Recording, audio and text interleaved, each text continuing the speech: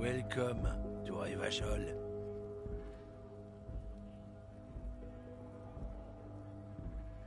Don't you welcome to Revachol me. My grandfather came here from a 3,000-year-old racist isolationist culture, while your ancestors came to this island a mere 300 years ago. Every school of thought and government has failed in the city, but I love it nonetheless. It belongs to me as much as it belongs to you. It's men like you who keep Revachol divided, making it that much harder for everyone to climb out of this post-war limbo. Oh, come on, man. I just said welcome to Revachol. It's a lorry driver thing. I know exactly what you meant. You think my kind doesn't belong here, that I should watch myself and behave. But you see, I'm an officer of the RCM. It's actually my job to make sure you behave. I would advise you to remember that. Silence. The air between them becomes tense. Your partner needs backup. Now's your moment to shine.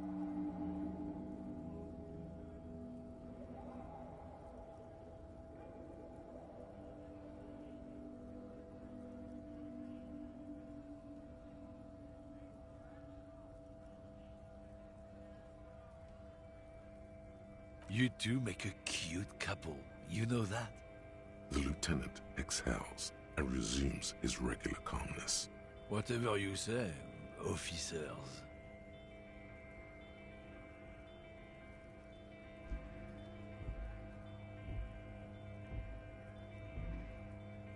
Oh, not much anymore. I'm here to pick up some cargo, but the dock workers are on strike, so it's a sit and wait on your ass situation. Apples? Yeah, apples? I take it you had other questions?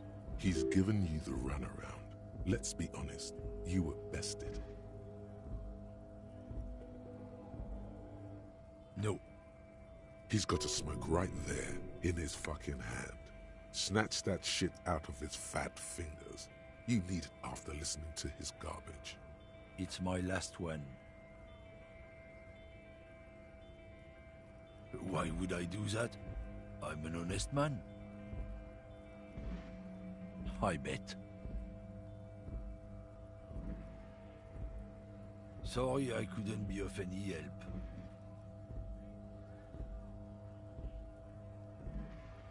Oh, not much anymore. I'm here to pick up some cargo, but the strike? Oh, they've been at it for a while. A month, 2 months maybe. But this here is just the last week or so. Apples? Fine. He's given you the runaround. Let's be honest, you were bested.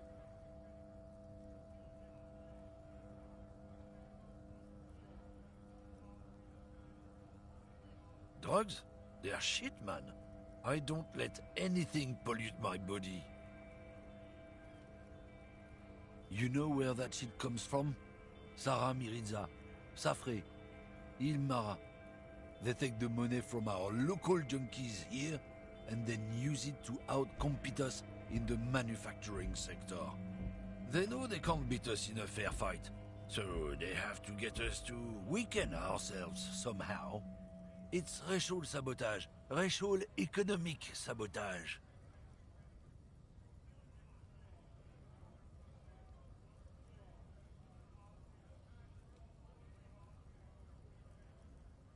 He eyes you warily, unsure how to respond. This goes on for about 2 seconds. Then, I don't know shit. And if I did, I wouldn't tell you. What do you think? I can't leave the lorry unguarded. Stuff's been getting looted lately.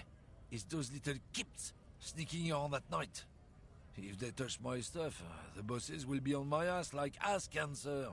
there was a bunch of spilled boxes in the back of a big lorry nearby.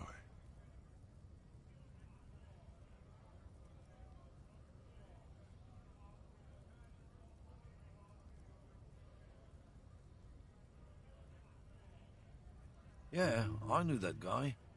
He was an honest driver who loved his country. We were having a good debate about genetics at the Wheeling in Rags, when some Kip boys smashed his luck and took damn near everything. Lost his fucking job over it. Since he left, I haven't had anyone to talk to. It's a fucking travesty, is what it is.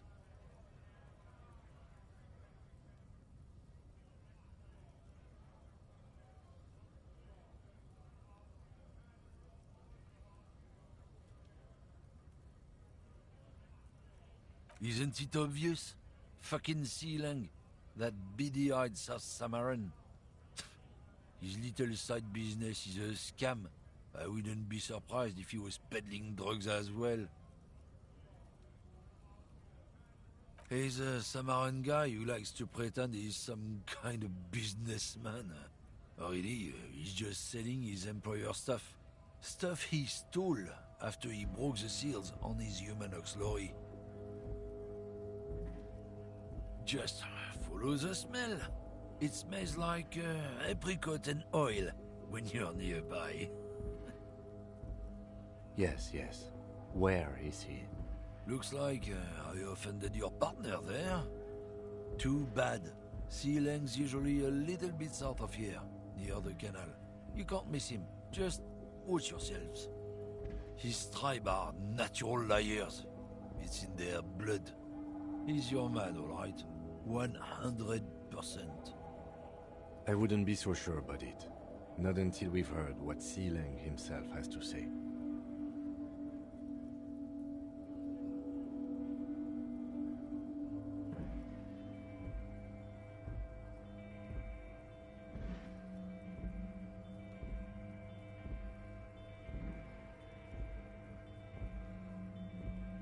Guess so.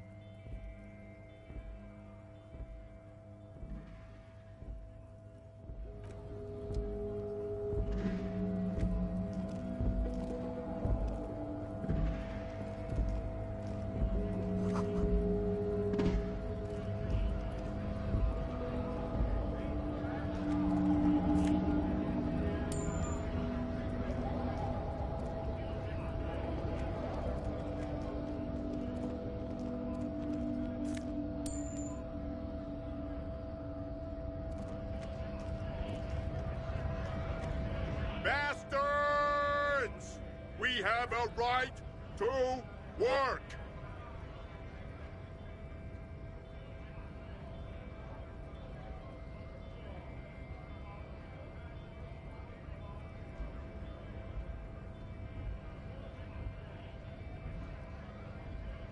Hold up and stay frosty, everyone.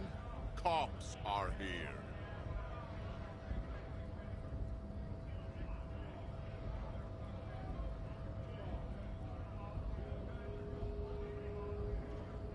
You here to fuck with us? Beat the honest worker down. We're here to fight for a cause. Stripes usually have problems with people who have causes. Good. We're fighting for a cause here. Right to work! Right to work! Besides, we're not that different.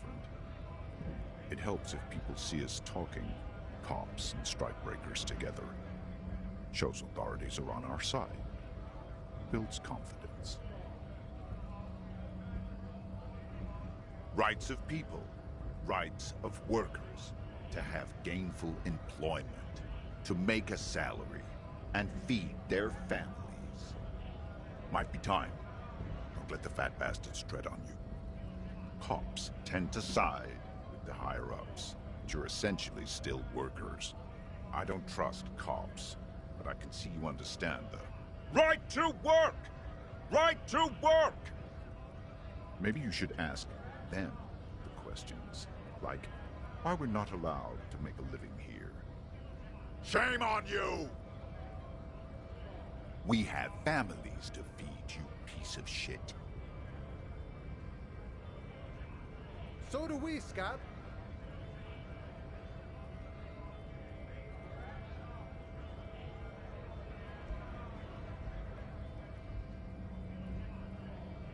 Have fun. Union shits are on full strike. Don't think they're going to let you through the gates. You're trying to meet their fat boss. I know nothing about a murder.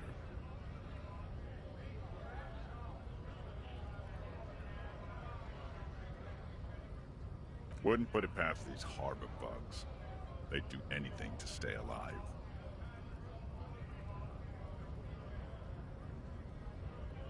Right to work! It's shameful. Cops doing nothing. You should bring backup. Open up the gates for us. Blockading gainful employment for workers is a crime. We are not picking a side in this just yet, sir. Pity. Let us work! Honest men and women with rights to work, to be useful, not toys for corporate interests. We came here to help the harbor run smoothly in time of crisis. If Union fucks don't want work, they ought to let in those who do want work.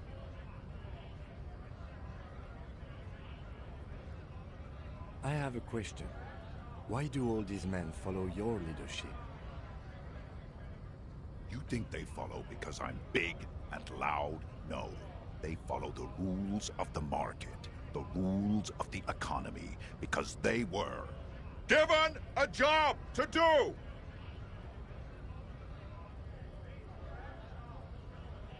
We were promised work. We'd be in there, working, if the bastards hadn't shut the gates. Main gate's locked. Would take heavy ordnance to bust it open. Could try to get in through the secretary's office. Door's locked. The guards blocking the way to the access panel. And I don't mean the scrawny mess punk either. I mean head measurer. Or whatever he is. Huge Seminese guy standing up there on the overhead passage. Won't let anyone by. The access panel is right behind him. Bad. Standing on a narrow bridge, he's got a strategically advantageous position. And he's trained. I don't know how the Union has a trained killer up there. But that one's no joke. And my men are tired and hungry. They're workers, not fighters. Like civilized folk, you mean? These native fucks don't understand civilized. It would be better for the neighborhood if you went home, at least for now, if you can't get in anyway. No! They will give up eventually. Or get drunk. Leave the button unguarded. Then we charge.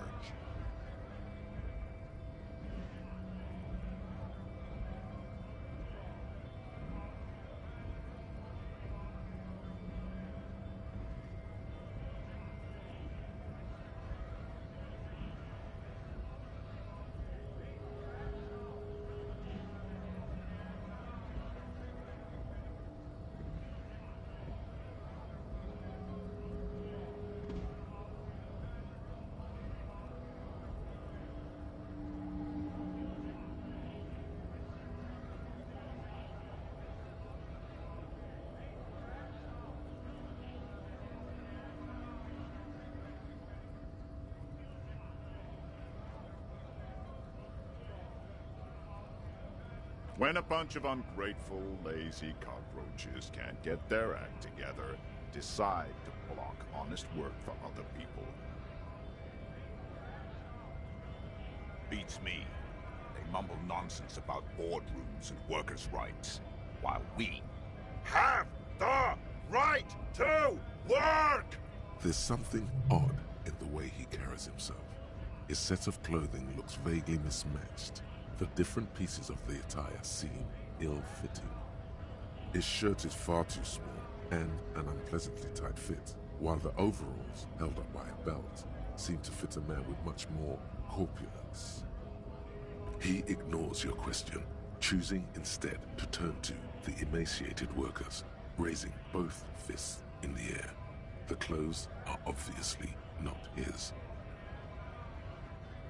Silence is the answer. There's something off here, but he won't say what. You've been talking to him for quite a while now. Something is off with this guy. Ask him where he's from. What's it to you?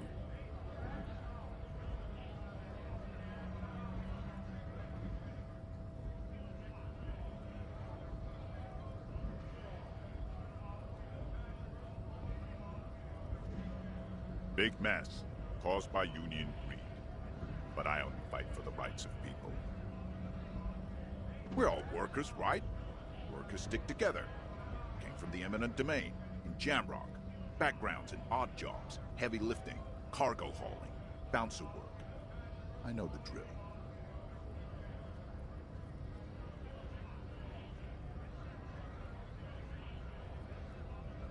Worked at Territorial. Ring a bell?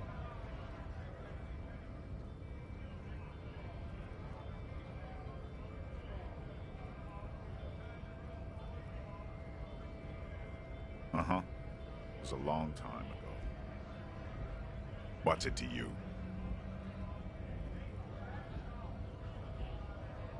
No, don't think we've met before. I came to help out the people. We're all workers, right? Workers stick together. Came from the eminent domain, in Jamrock. Backgrounds in odd jobs. Worked at Territorial. Ring a... Uh-huh. It was a long time ago. What's it to you? Big mess, caused by union. We're all workers, right? Workers stick together. Came from the eminent domain. Worked at Territorial. We're done here. I have a strike to break.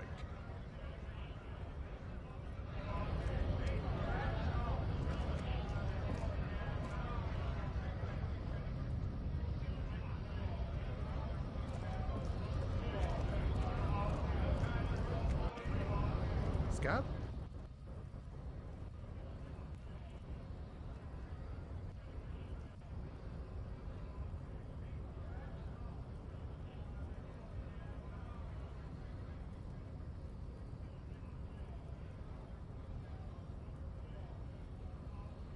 A kind of a worm, content with mere survival. They come, they want to do our job for shittier pay, screwing over both themselves and us. Everybody loses. Beats me.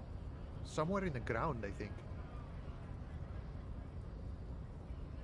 Gotta be bloody stupid or freaking evil to scab. Or I guess, scared maybe. But scared of what? Of who? Personally, I'd rather beg than scab. If the gentleman shouting on the street came begging, maybe they'd have gotten something. We've explained the matters, but they don't listen. This lot would be reasonable and go home if the big guy wasn't riling them up all the time. I was just messing with you. No one's ever seen a cop scab. Imagine, you cops going on a strike, but then another cop comes in and says, "Let us cop for less money." Speaking of, what brings the RCM here, to the Wild North? Come to see the strife?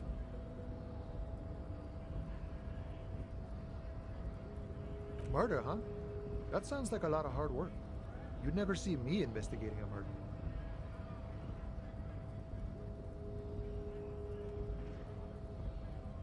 Of course, Policia. It wasn't me. You can rule me out. Easier that way. He didn't do it. It's the truth. Body still hanging in the tree? Hey, that's a rough pickle. Can't help you with that. I'm not really an admirer of dead bodies. Might be someone else from the Union can render assistance. I don't operate in that capacity. I'm not a granter of passage. The passage grants itself. Aye. Walk right past Measurehead and go in. Yeah, the 2.5-meter tall Semini Supremus is there. Walk right past him, then press the button to unlock the door, then go past him again, and you enter the arbor through the office. Está.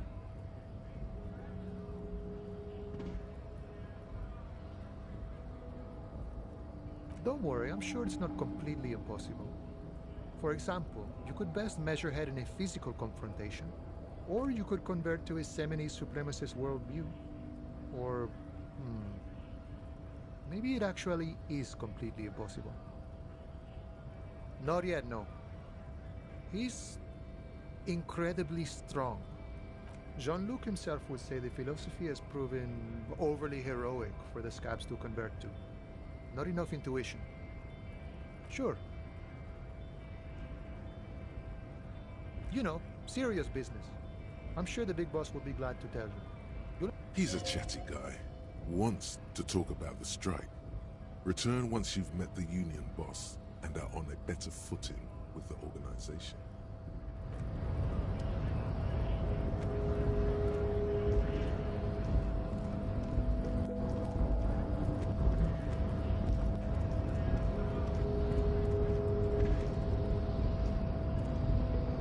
Nobody betrays your degeneracy. Yeah, Measurehead. His body totally betrays his degeneracy.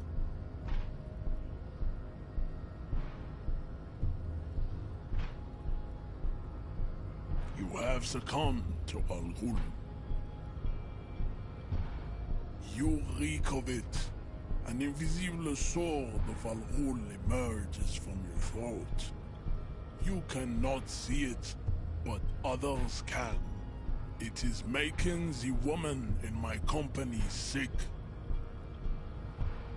No, you don't. You need to get another drink.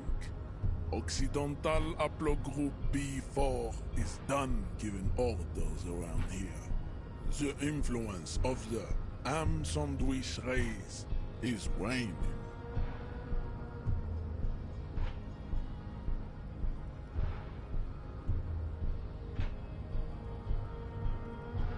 Begging for help, attempting to pass fear for cooperation. How far the Occidental Haplogroup has fallen. You were once a noble and powerful race.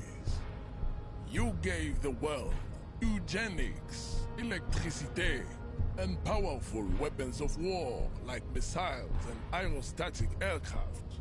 You made great gains in metallurgy, race theory, and statecraft. You dominated lesser cultures, like the deformed Hemians and the inexplicably potato-obsessed Quakers. But now your ascent to the genetic summit has halted. You are obsessed with sadness and with frivolous pop culture. You will be superseded. Isn't that right, babe? It is, baby, yeah. You know it. There is a button right behind him, just out of reach. It must be the one that opens the door to the harbor. This man is not budging. Let's hope his superiors inside are more cooperative.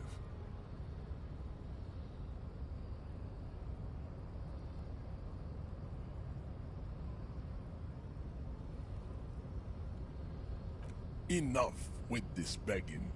You should leave the stage of history with dignity by inviting the other races to a great world war. Bring your troops to the Simonine Islands and to Boogie Street, and we will pulverize you. When you are gone, we will build a museum for you. The walls will be lined with bottles of Al Ghul, your beloved beverage. Inside, we will store the odes to homosexuality you call art, and your microcephalic skulls.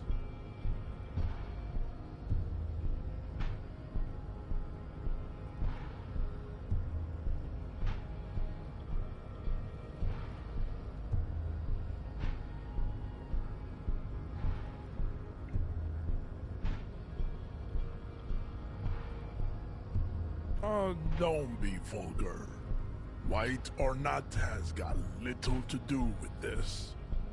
The race enigma runs much deeper than that. Mr. Clare is a man of vision and means. He has the will to confront international capital. Something your race, naivistic communists, never did. Jam, Individualism. You have gotten these ideas from degenerate youth culture, have you not? You have picked them up from rock and roll songs?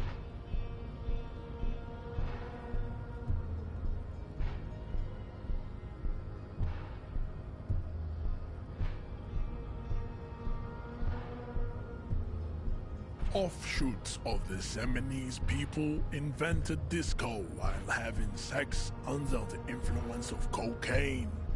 It is a shame upon my race. But what is done is done. I am not surprised you enjoy it so much. This has happened to many of the side products of the inevitable cultural victory of the Seminoles race. Meshhead stoically looks to the distance, in silence.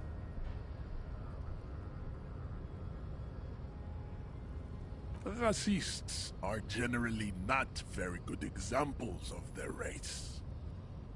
I am not like them. I am craniometric perfection.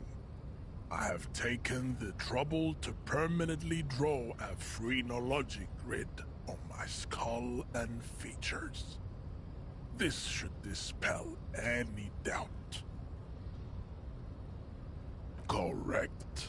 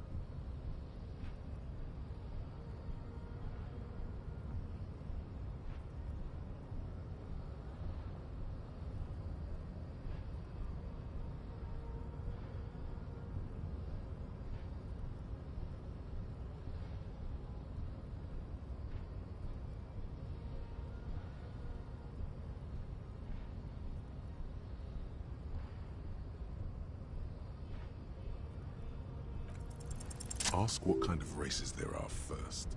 Classification is core to this stuff. Do you?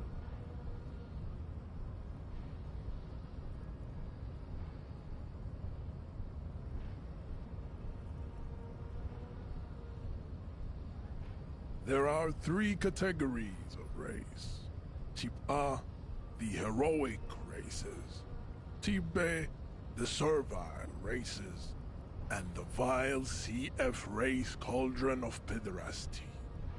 Which one do you need education on? Those are the Seminoles, the Areopagite, and the Occidentals, excluding the Maun, of course. The Maun are riddled with eczema to the point where they find it impossible to smile. They are all lactose intolerant, a common result of inbreeding. A receding genetic pool has led the Maun on reprehensible street parades in Maun cities like Stadskanal and Vredefort, wearing wooden clogs on their feet and little green tassels on their hats. The Vespertines and Messenians of Vesper and Messina, the ancient Meteorans of Meteo by the golden Pisantic Sea, the Suren of Sur-la-Clé, and even the North Königsteiners, all have Type A race propensities. The other large Mondial civilization, the Mesk, are too yellow and oleaginous to count as a heroic race. True, they are violent and expansionist, but they have a glandular problem. Overproduction of sebum. Sebum is leaking into their brains, making them listen to El Mariachi music and eat toxic minced meat-based food, which in turn only produces more sebum. As proven by the Maun and the Mesk, Occidental Type A is in retrograde. The Semenese and the Areopagite are on the ascent.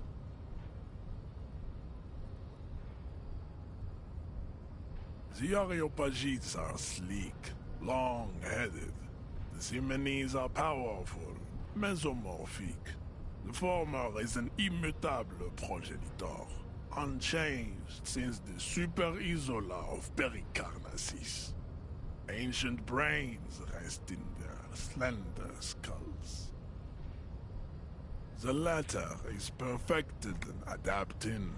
Together they form the Semeno-Areopagite, or Simeopagite superrace. That is all. There are no more Type A races in the world. Nature was not capable of more. Type B are the unheroic races, amorphous non-competitors of the great race. The Koikos and the Vacholier, they are mud-colored people. To an untrained eye, the Koiko appear white and pinkish, like a ham sandwich. But look into their eyes and you will see. They are of an indistinct muddy color, and so is their skin. Unhealthy, sweaty, and ashen. Pinkness is a racial quality that has to be earned through centuries of advanced ballistic warfare and cultural domination that the Grad people have undergone for drinking alcohol and smoking the degenerate tobacco herb and for eating potato.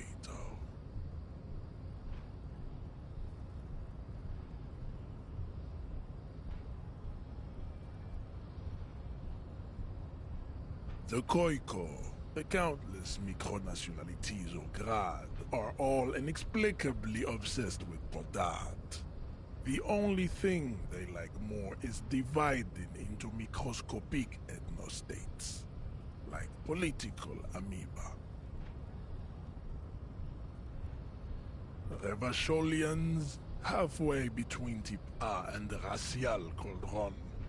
Two mixed to know right from wrong. You tried your degenerate little revolution, which was the single greatest failure committed by humans in our 82,000-year history on this planet. Is it 82,000 years that we've been recording history? You have very little idea of what is happening, but that seems a little off.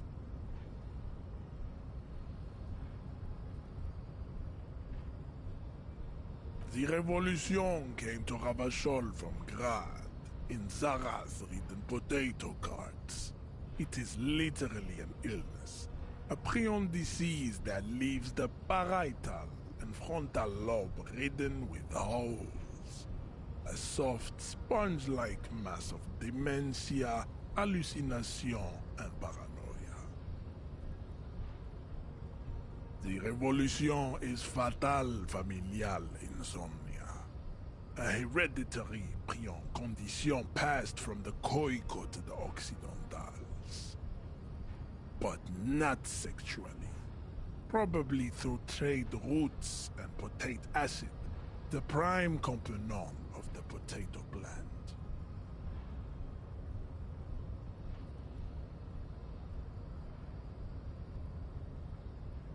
Enough of Type mediocrity. Types CF are a museum of failed chimeric experiments and tragic maladaptations. They are tortured creatures waiting to be put to lesser races like the mosquito, A grotesque mixture of a masked woman and a Seminese man. Only possible if the mother is masked and the father Seminese. The other way around, they fail to produce offspring. The mosquito is born sterile, like a donkey. All they have left is to ride customized motor carriages with hydraulic suspension, listening to aggressive El Mariachi music to vent their impotent despair. Yes, it is cruel to entertain ourselves with the deformities of the earth, where you understand nothing. To solve the great race enigma, you have to first ask yourself, what is the race enigma? You have not even worded the mystery, let alone solved it. You need to internalize what you have heard here today, then return to me. This clarity does not come instantly.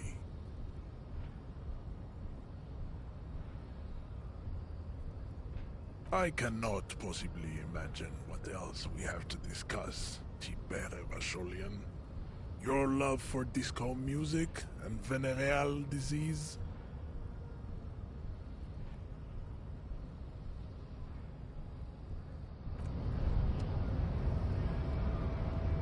As you turn, a bright light catches your eye, making you squint.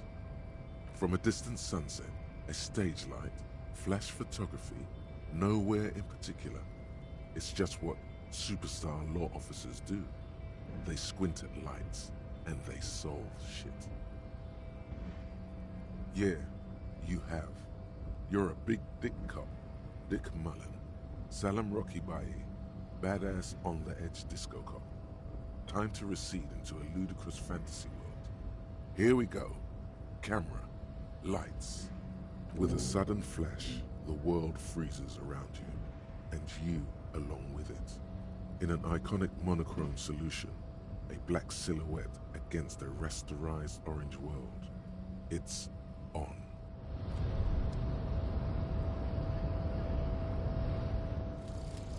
Lonesome, long way home. Here we go. Home awaits. Walk past Station 41 and through the market, past the Boogie Street spearhead to the other side of the lake, the frozen eye at the center of the district. Then, past the video rental store on the corner. There, at the end of a street lined with pine trees, a small house no larger than a matchbox. 11 Voyager Road. You no longer live there. Those times are gone. And so are those people. Why did you come here? Why are you still here? And where's the dealer? You have to get back to work. That's all you have now.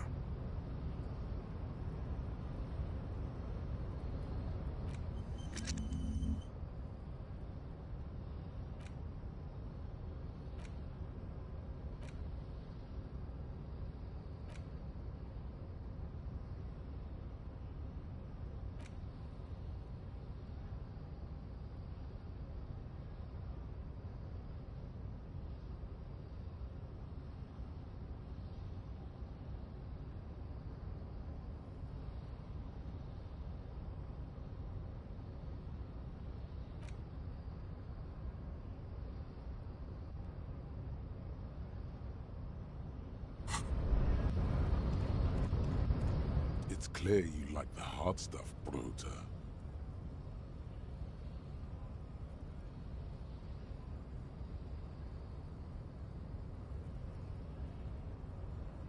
Lower intestine. The term is metabolic and circulatory system. Fascism, Brota. Many things, but it's mostly about trusting your gut. Who does your gut tell you is the source of Revershov's problems? Yes, them, but also women. That's what fascism boils down to. The rest is also important, But the main thing is that Woomen need to know their place.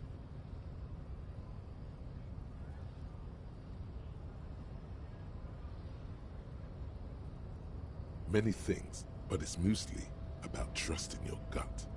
Who does your gut tell you is the source of Revershot's problems? Yes, them, but also Women. Women, men of Wur. You don't like them. They're insane. Their idiocy needs to be scrubbed off this world with rubbing alcohol. Women need to go back to the fucking kitchen. That's what fascism boils down to. Stomach truth. You're having a stomach truth. Because you've said the hard things that others won't say, the good things, you've said them many times. Okay, yes, let's call it that. Good thinking.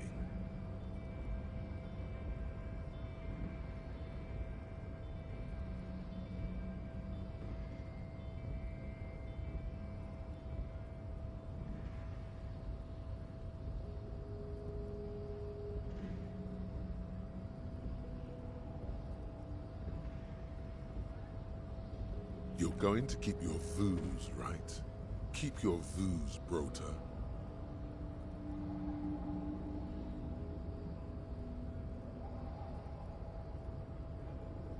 For the nation, smart. Best not to mention the Woomen too often.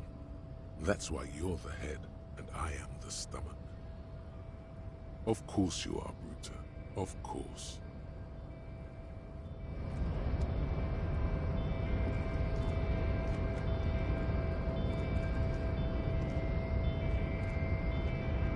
The unpromising race pupil returns.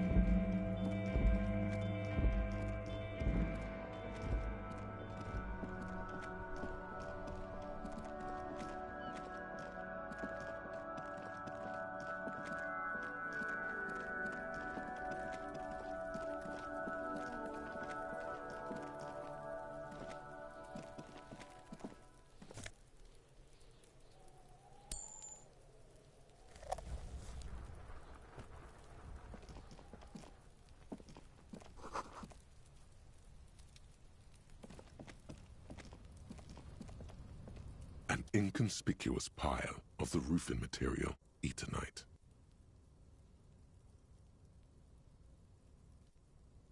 It's nothing. Someone just left some roofing material slanted against an old shack. Because it's nice and orderly. Well-laid pallets. Easy on the eyes. No, there's more to this. You get this strange feeling. Hard to say. It's gone now. Feelings pass, you see. Especially the small ones.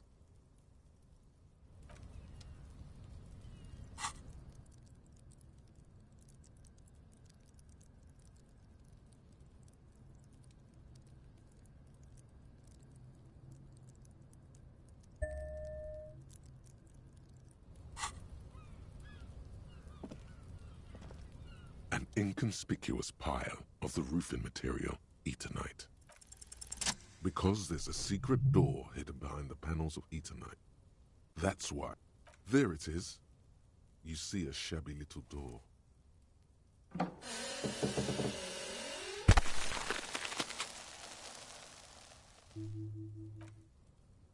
What is this then? A tool shed? Let's investigate.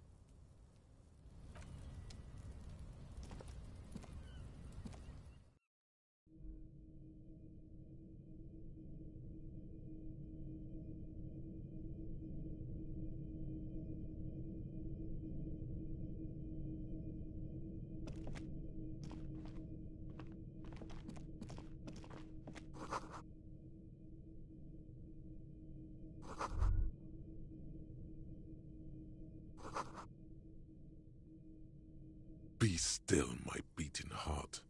It's amphetamine. Sweet amphetamine. The lieutenant isn't studying the powder in the mirror. He's studying you.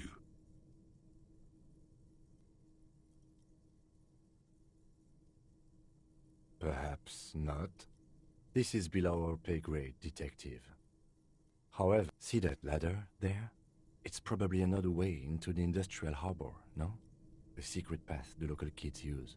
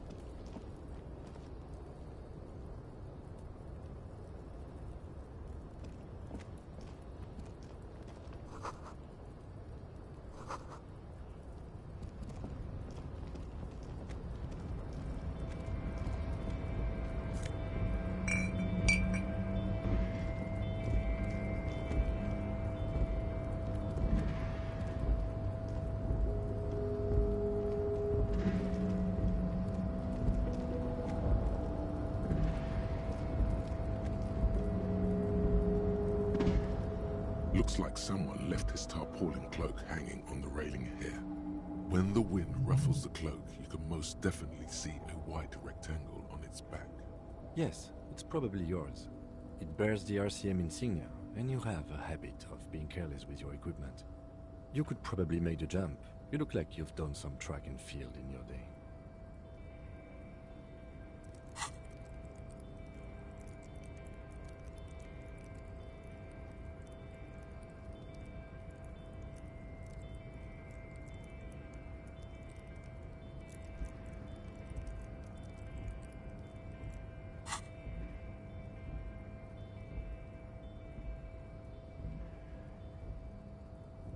The cloak? I do think it's yours, yes. As to whether you should go for it? Well, it doesn't seem too dangerous. 2 meter stops. Whenever you're ready to do... The cloak looks like a bag of goodies floating in the wind. Who knows what its pockets may hide? The wind is aggressive up here. The lieutenant looks at the enormous crane towering in the distance. That machine is a Kvalsund 1020 HK.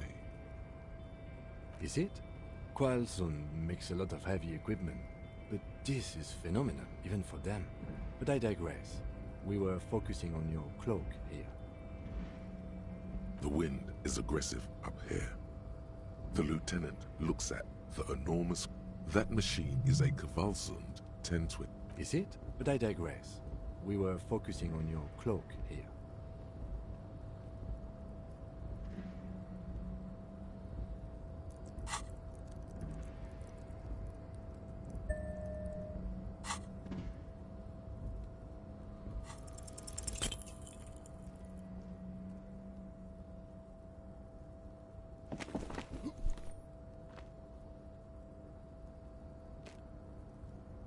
Nope, no.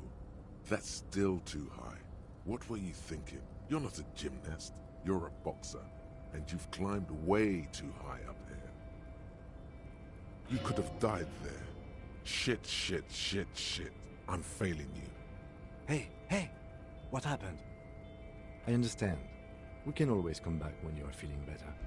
It's just a cloak after all.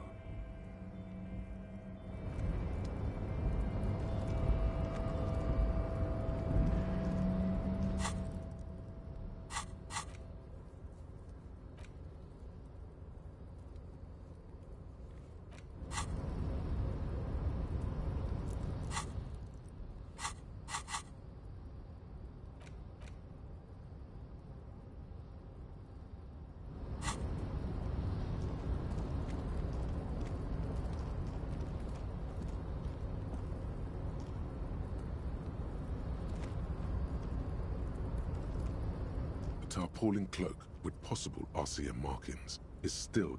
I was under the assumption we could ask the leader of this union to help us get this body down. Or it could be that we are just exploring.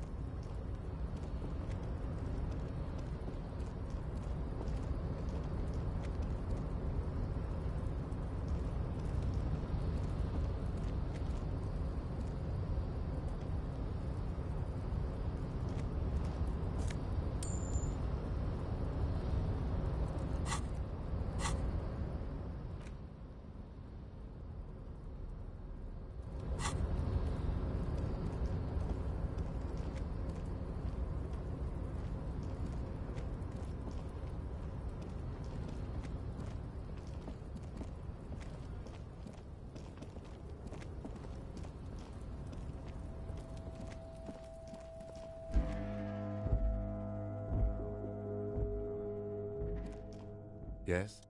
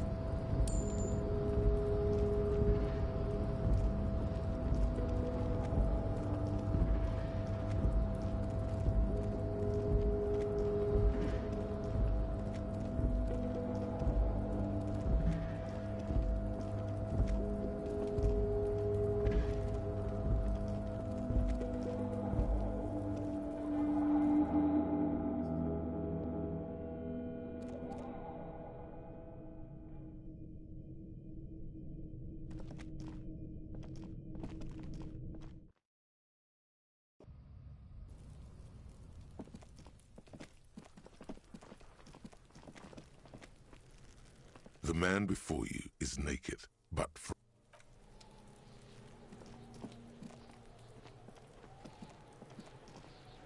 this trash container is locked. The sliding lid has a padlock that says, "Whirling in rags." There's something in there, not necessarily connected to the case, but still. The body is downwind from here. Maybe you prefer the smell of garbage to the smell of death. Trash, food waste from the cafeteria. They lock these containers to keep the derelicts from flocking in. Could be evidence too. What do you mean, feel?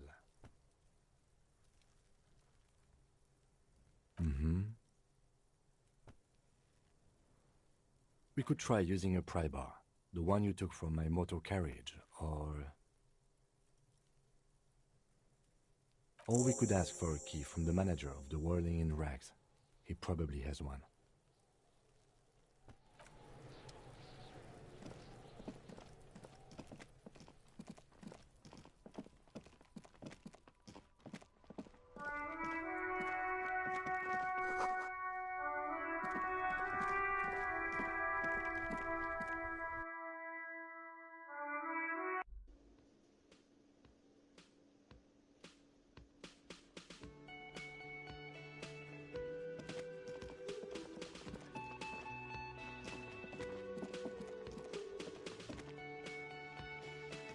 Can I help you? Mine? No, it belongs... Thank you for clearing that up. Why do you keep the container locked? Why? To keep the hobos and drunks out. That's why. And the neighbors, too. They put their trash there, and they don't pay for the garbage company. I thought as much. And are you the only party with access to the trash container? Well, yes. Us and the garbage disposal company. It seems a little callous, doesn't it? Something stirs in you. Prod at him and find out. Callous? What are you, Kras Mazov? Almost all establishments in Revachol keep their trash locked.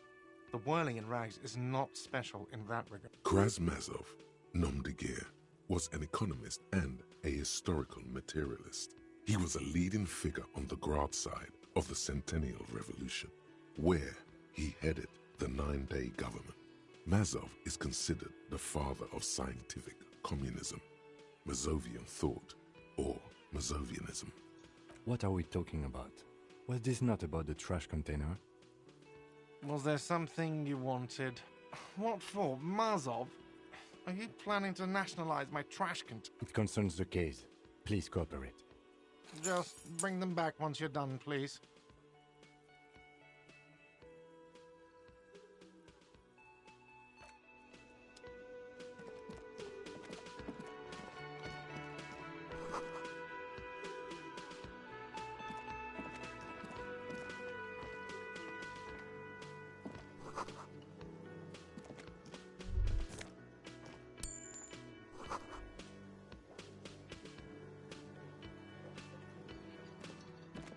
You see a heavy steel, you immediately feel drawn to the color. The cobalt blue surface feels rough, old cobalt paint, rough on the fingers. 40, 50 years since this was painted, maybe. You do? It's a door in the back of the kitchen. Why do you care where it leads? Eccentric. But okay, I suppose we could look into it. As a side investigation. Gart is the person to ask about this. The cafeteria manager.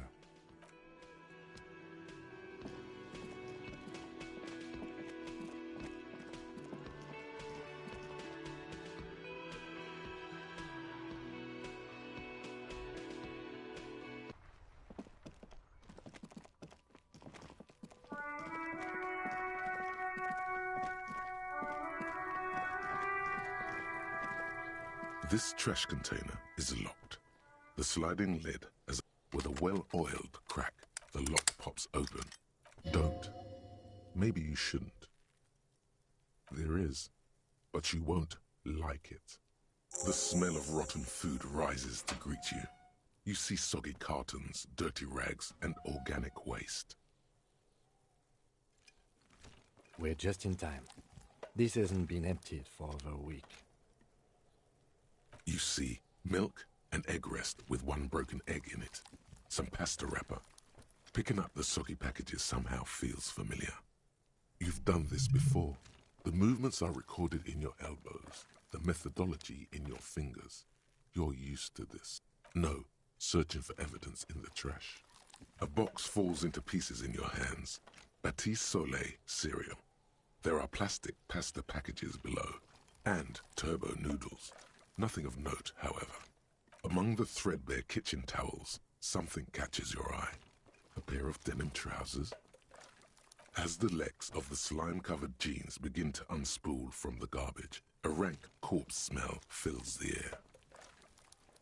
The victim's clothes? Cadaverine odor is faint. If these belong to the deceased, they were removed when he was still in the early stages of decay. Drop them in here, officer. Guitar marked blue jeans. Pockets empty or emptied. He wore them with a belt, too, a white belt. The loops appear stretched, but the belt is missing. That's it. Do you see anything else in there? I have another bag here. Something slimy catches your eye. A drab, long-sleeved shirt, olive-colored, appears from the food waste, dripping with pus. This is a military-type overgarment. No label or serial number. This is the kind of rib-knit shirt that's worn over light armor to conceal it in an urban scenario. Anything more? The rest of the rags are just kitchen variety waste. A yellow old mug that catches your eye. But other than that... All right. We should go to Gart again and ask if he knows who put the clothes in the trash. It could be as simple as someone from the hostel cleaning the yard. Or that one. I'd advise against confronting that force. Not really. All we know is the victim's clothes are in the trash. The lid was locked and his establishment had the key. It's just a small loose thread.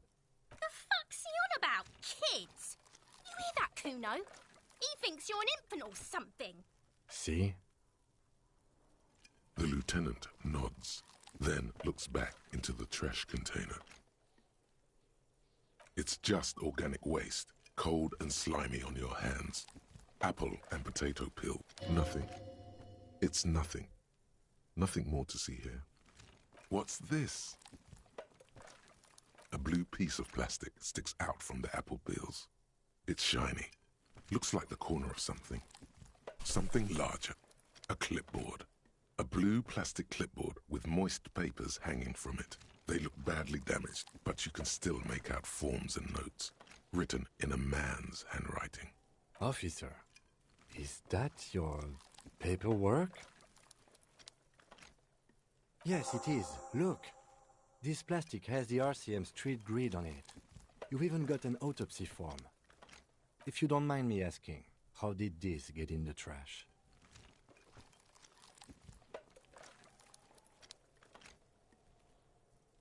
Boring.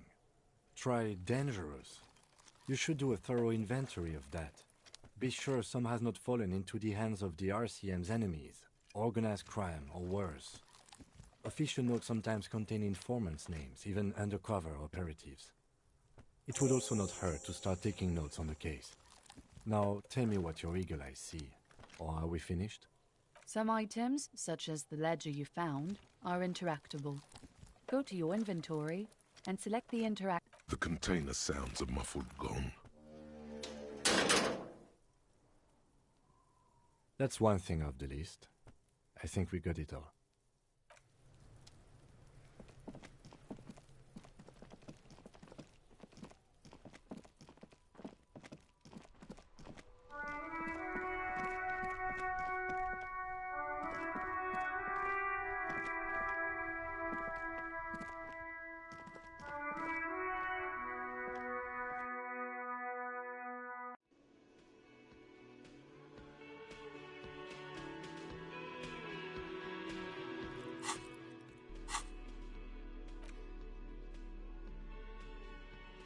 It's the ledger you found in the trash.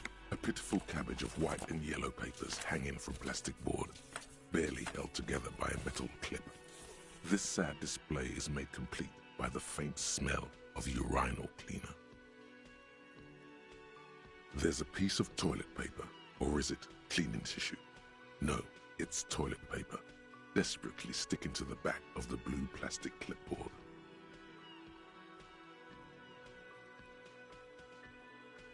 It's a metaphor for you.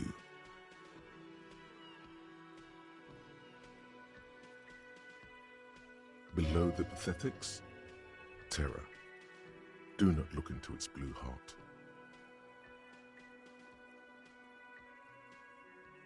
An aluminium block runs the width of the board, biting down on the paperwork. Its crocodile teeth are the only thing keeping the papers together. A regular pencil, the tip worn down to nothing, has been attached to the clip. The surface is interrupted by a silvery sticker. It's rectangular, sparkling with iridescence. You don't know how you didn't notice it before. Looks like an official mark, made to be low visibility outside the right circumstances. What? Yes, halogen watermark used for adding information to RCM property. It depends. Aside from an anti-counterfeiting stamp, mine has my station number and address. The information varies by date of issue. How many years you've been on the force, he's thinking. It'll have that. Any capable light with the right wavelength will do. All RCM vehicles have headlights designed to reveal halogen watermarks. Mine too. This means you can read the watermarks if you just turn the lights on. Okay. While a bunch of sodden papers sag from the clipboard, they're not exactly white. They're yellowed in patches by sunlight and alcohol, and covered in dense blue handwriting. Ink escapes into watercolor patterns, reaching its tendrils across entire pages.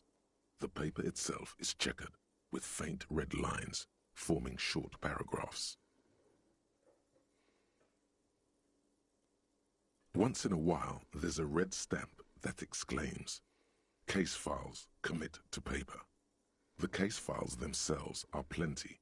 You count more than 100 sodden, crumpled up, earmarked pages falling apart in your hands. They appear to be sufficiently organized and extremely dense, if mostly illegible. Work, strife, poverty, the Jamrock Quarter. These are handwritten logs of investigations dating back to January 51, this year. The exact number is hard to estimate due to missing pages and an odd naming convention. But there are at least 20, maybe 30 cases undertaken, not completed, mind you. It's the middle of March. You have attempted 2 cases a week on average.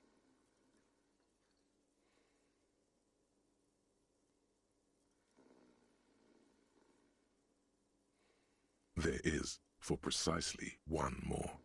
15 pages near the end remain untouched by the damage. The checkered grid forms a structure of passages, breaking the case into subtasks to accomplish.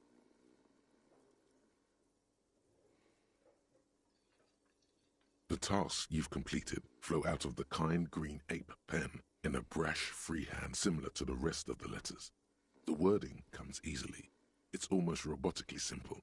A language developed for mental rigor and simplicity. Inspect the victim's body. Get the body down. Interview the cafeteria manager. It's not exactly poetry, but poetry would be out of place. A satisfying slash sounds across the paper. You're done, it seems to say. And you, and you. Things to be done and things already done. The composition of reality. This is an extremely useful tool for a detective of the Citizens Militia. Now all that remains is to name the case. No, actually. Any ideas? Great. That's great. That's actually what I was thinking too. The Hanged Man. Good, strong name. We have a very good name for the case now. I'm going to start calling it the Hanged Man. It's good we sorted this out. Huh? 2 complex cases to undertake is a lot, yes. You really have to push yourself. I would not suggest it, lest you start making mistakes. 2? That's a lot. I didn't mean to say you are making mistakes, by the way. That was presumptuous of me. I prefer a normal caseload. It's a matter of method. Like a fan of gills, the checkered papers dry in your hand. The handwriting is extremely dense, if mostly illegible. You don't exactly close them, so much as distance yourself from the smelly papers. They're a little further from your nose now. In the back, you see thin, translucent copier paper, some neon yellow, some bright red, all covered in boxes, like marching armies. These look like official forms, waiting to be filled out. Then rip them from the binder and hand them out, according to type of form. 3.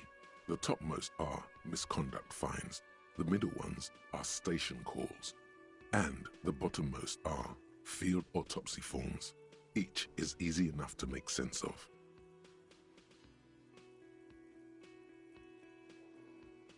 You don't have to be an intellectual giant to do police work.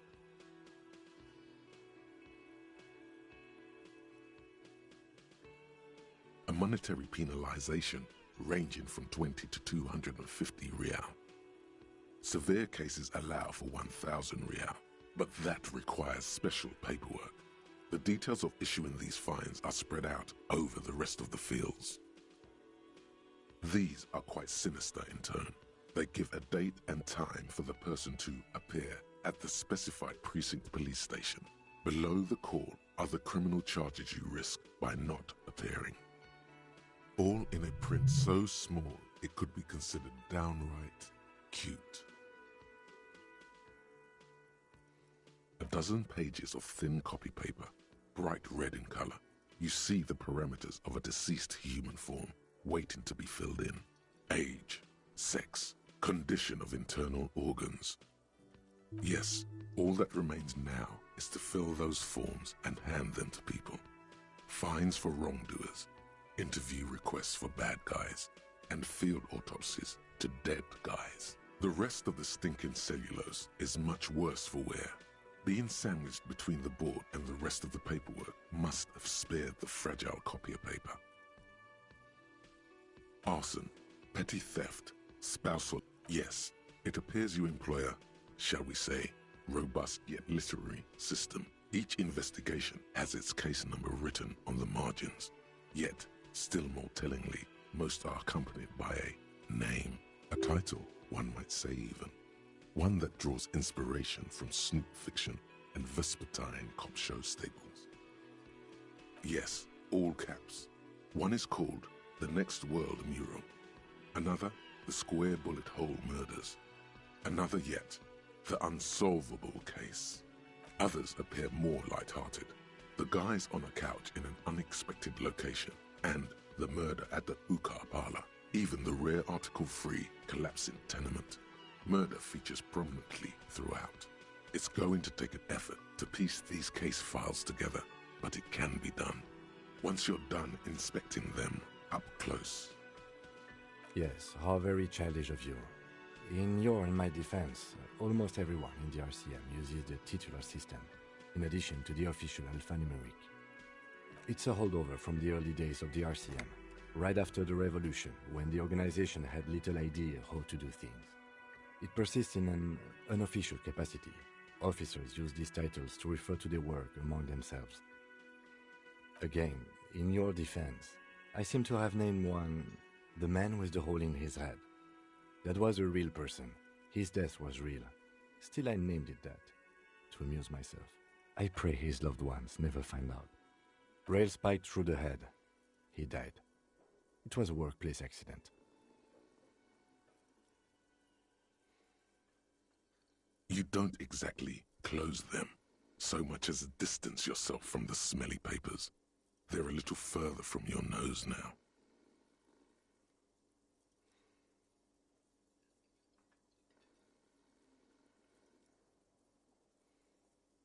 It's just toilet paper sticking to the back of the plastic clipboard. You can take it off if you want. Still wet, the toilet paper peels off the plastic easily. All you have to do is shake it off with your finger and voila! The ledger now looks marginally better. Yes, you can piece them together using the alphanumeric code on the margin. It always begins with HDB 41, then date of initialization and time of arrival on the scene.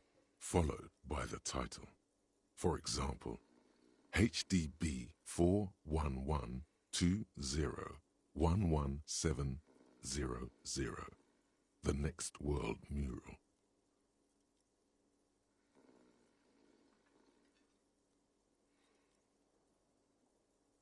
Why, yes, your precinct number is 41.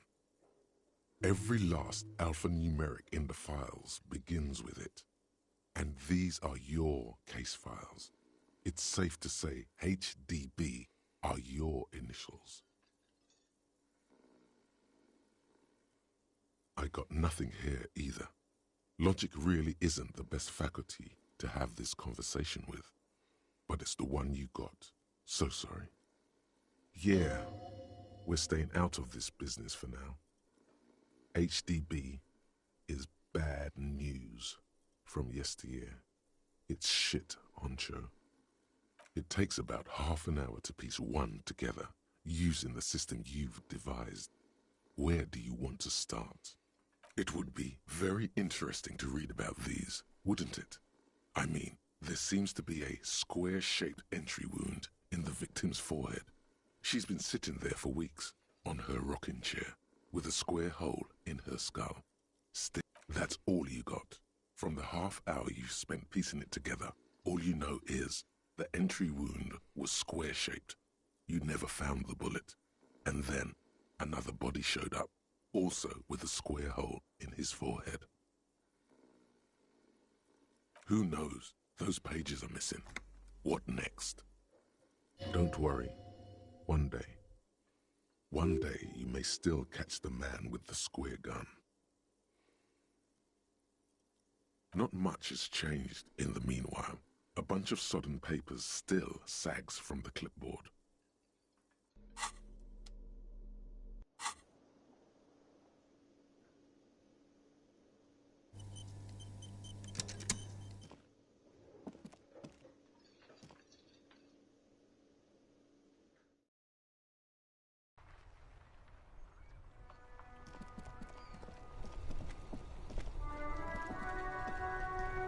Inside, you see a set of steering levers, a radio microphone, a pull-out toolbox, and the soft glow of the fuel preheater gauge. All right. Ready? I turn, you press start. It's next to the preheater. The dashboard lights up with orange glow. The rouse bubble gauge jumps, and the engine of the Caprice Enigma comes to life with a whiny growl, like a leopard waking from its sleep, yawning and roaring at the same time. The lights unfold with a little click, casting electrical light onto the ground before the vehicle. There you go. I'll turn them off from the remote once you're done. We just need to stand in front of the machine now.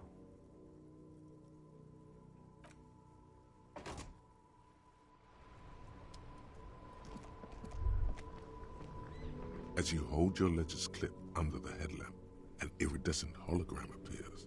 A street grid and the veins of a great river. A familiar sensation washes over you. There she is. Revachol West.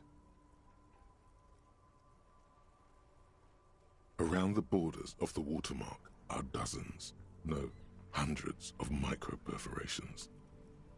The wreck made with the logo of the RCM, and yet the major arteries of Revachol are all recognizable.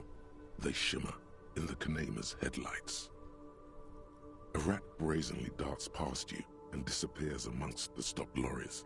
In the distance, a child somewhere shrieks. A woman reprimands her in a voice no quieter than the child's cry. In the middle of a broken plaza, in a cone of light, barely visible in the daytime, two men, one slim, the other sturdy. They are on the city stage, but only one of them knows his lines. Ah, Martinez. Let me see.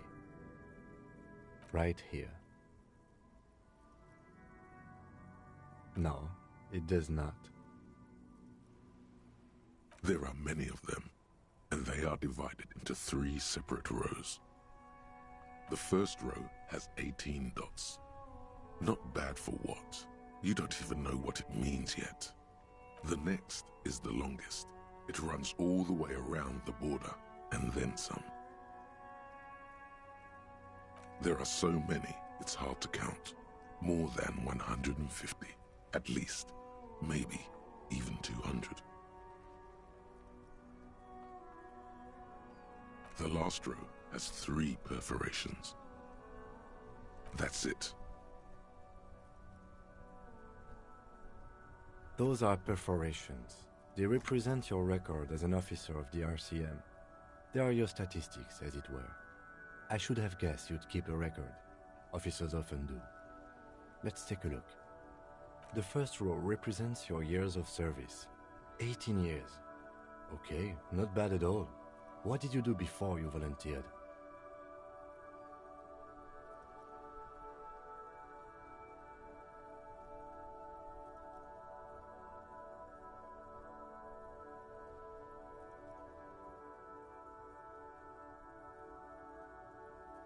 Yes, that does seem quite likely. Your youth coincided with some heady days for Revachol. But let's move on, shall we?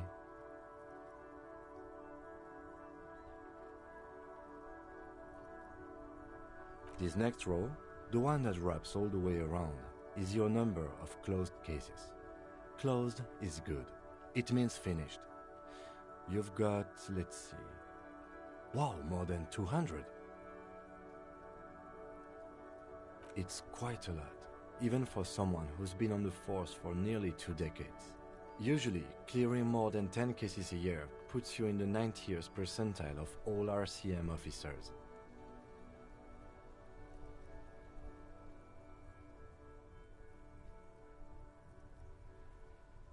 Call it what you want. You are a valuable member of your precinct. Now, let's look at the last row. Right. Those are your confirmed kills. You've got precisely 3 perforations there. For an RCM officer, especially Precinct 41, which is in the Jamrock quarter, it's rather tame. I mean that in a good way. There are certain officers who treat their kills like some kind of ghoulish game. If they do happen to solve a case, it's usually by accident. But it seems as though you are, or at least were, one of the good ones. So we have that to be thankful for. Yes.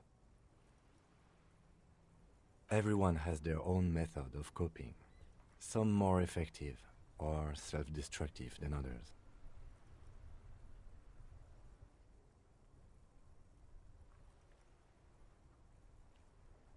Personally, I find it helps to keep up a few hobbies. Why not gardening? You've already got the gloves. It's meant in earnest. Please don't mistake it for a jab. The lieutenant nods. Right. I'll go turn off the lights. You can now see your statistics on your journal page, to the right of the task description.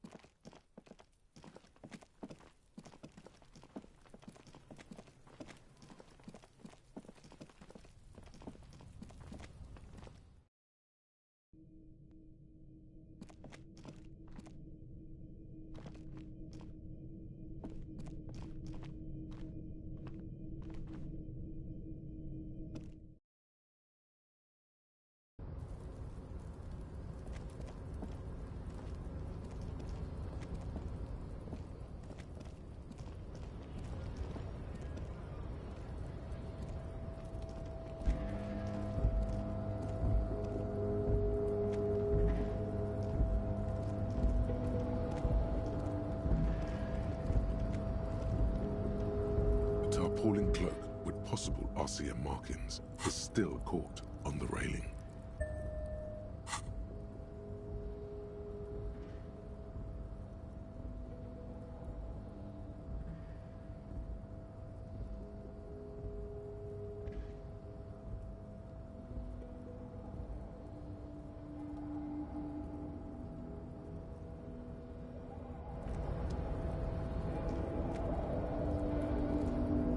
Tarpaulin cloak with possible RCM markings is still caught on the railing.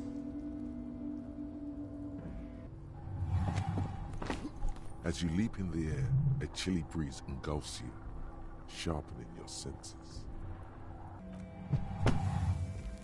As the concrete floor welcomes you, you realize it's been a while since you felt so alive, alert, capable. Must be the adrenaline. I knew you could do it. My climbing down might not have been as disco as your jump, but at least we can explore the harbor now. With your feet firmly planted on the concrete, the noise of the harbor rushes back in.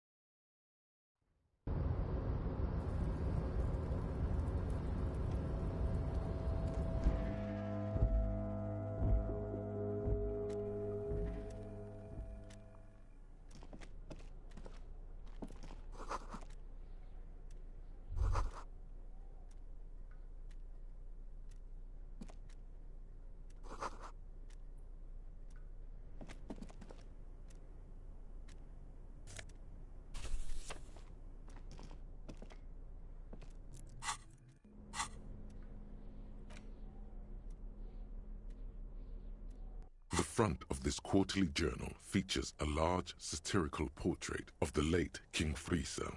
From the sides of his head, a pair of white antlers spread to the corners of the cover. Because white antlers are one of the symbols of communism, they represent a society in accord with the natural world and at the same time above it.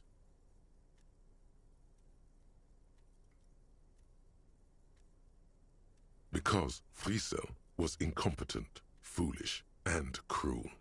In short, the embodiment of everything the communards wished to overthrow. It's satire, you see.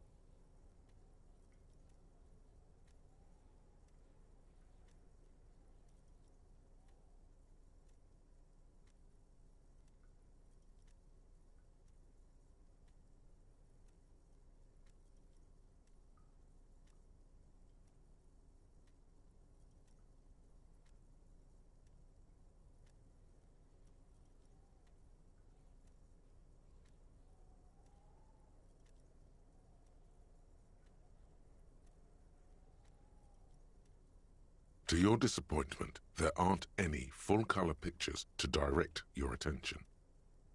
Just column after column of closely set text, interrupted occasionally by little doodles in black and white.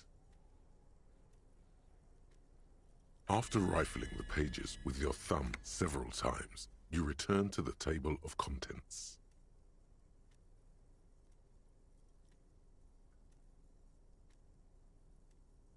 The magazine is divided into several sections: international developments, Kunst und Kultur, and local concerns. Just inside the cover, there's also an editor's note.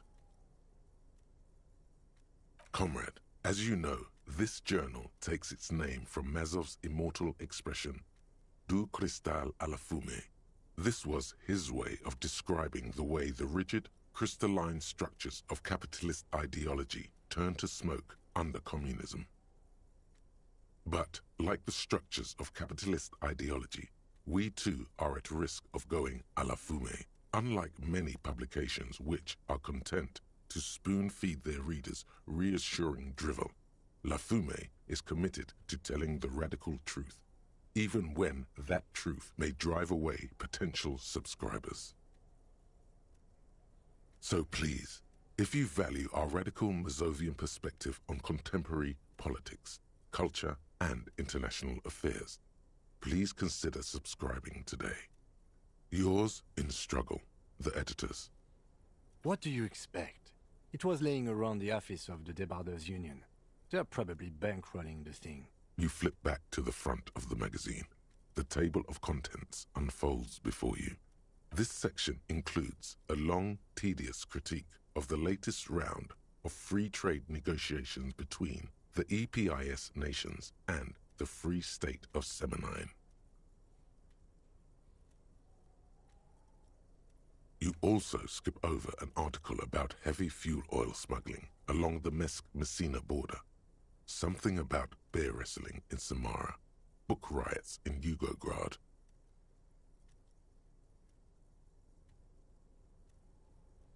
Face it, you really aren't interested in foreign affairs. You're not even sure where most of these countries are. You flip back to the front of the magazine. The table of contents unfolds before you.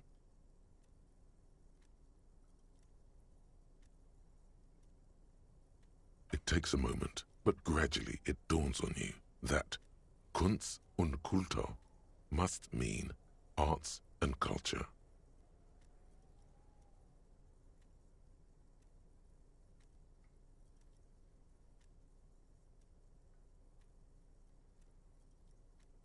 As you leaf through this section, you come across several reviews of recent radio plays, as well as a brief artist spotlight featuring a local artist identified only as CS.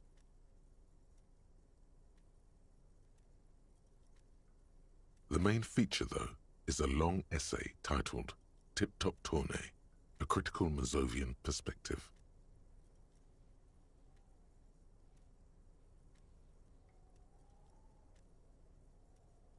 This so-called artist spotlight is really just a brief Q&A, made all the briefer by the subject's evident hostility to her interviewer.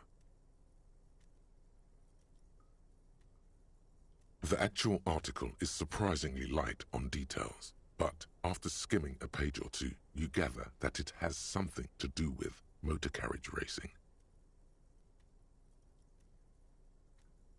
If you don't follow it, you only ever hear about the ludicrous sponsorships and obscene death toll.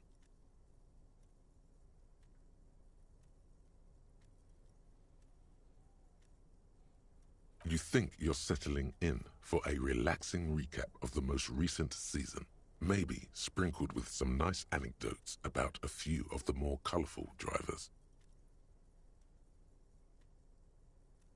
Instead, you find yourself skimming a 10,000-word feature about all the politically problematic aspects of Tip Top Tournée. Where to even start? For one, there's the crass commercialism of its sponsorships. And then there's the practically criminal emphasis on deadly motor crashes.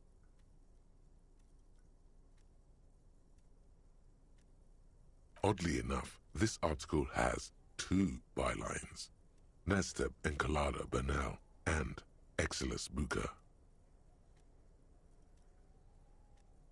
There's no way those are real names.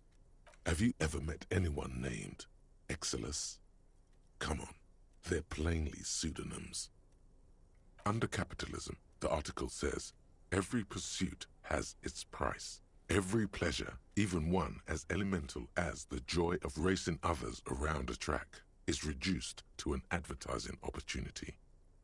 Thus, the so-called tournée becomes a competition between increasingly meaningless brand signifiers. Your discount laundry detergent racing against a pack of Astra cigarettes, or even a Frita.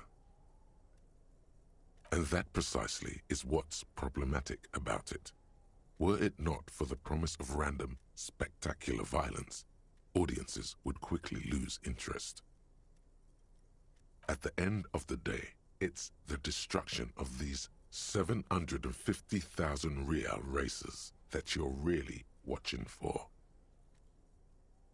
You see, one cannot avoid the conclusion that Tip Top Tournée is simply the apotheosis of spectacular entertainment under capitalism. Ah, come on. Can this article read your mind? A certain kind of young man reads 1 or 2 books and suddenly thinks he understands the secret structures of reality. If I had to wager, I'd say they've never even seen the inside of a motor, much less a motor race. I take whatever they write with a large grain of salt. You flip back to the front of the magazine. The table of contents unfolds before. Unsurprisingly, much of this section is taken up with articles declaring unqualified support for the dock workers' strike. You skim the headlines. Paint the harbor red and white. Martinez tames the wild pines. A city in revolt. First we take Martinez, then we take La Delta. Finally, there's a brief article by the writer, G. Martin, accusing the owner of the Capeside apartments of illegally attempting to evict certain communist tenants simply for not having paid their rent.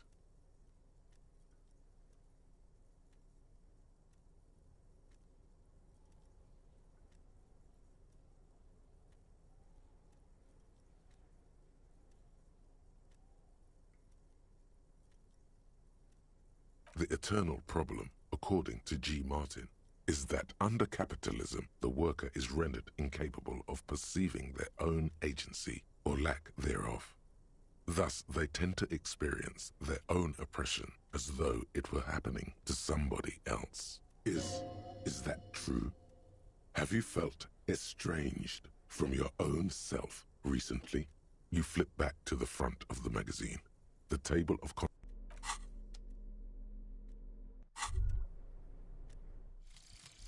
Jamais vu, derealization. Jamais vu, the opposite of déjà vu. Not already seen, but never seen. Everything that should be familiar appears strange and new, like some half-forgotten day in your childhood. Only now. That's the feeling you've been having. And for who knows how long. You should go and ask Joyce Messier about this.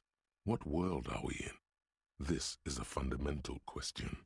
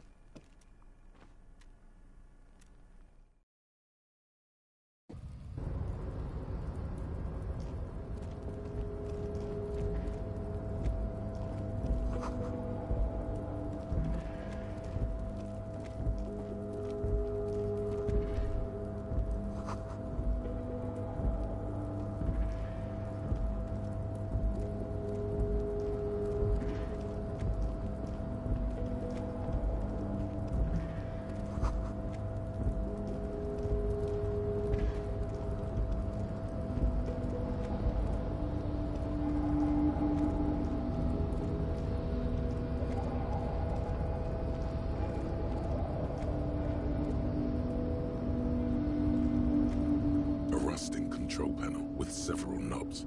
2 buttons marked Marche and Arrête are faded with use. It seems to control the large crane above. A container is attached to its hook block. Marche. On. Arrête. Off.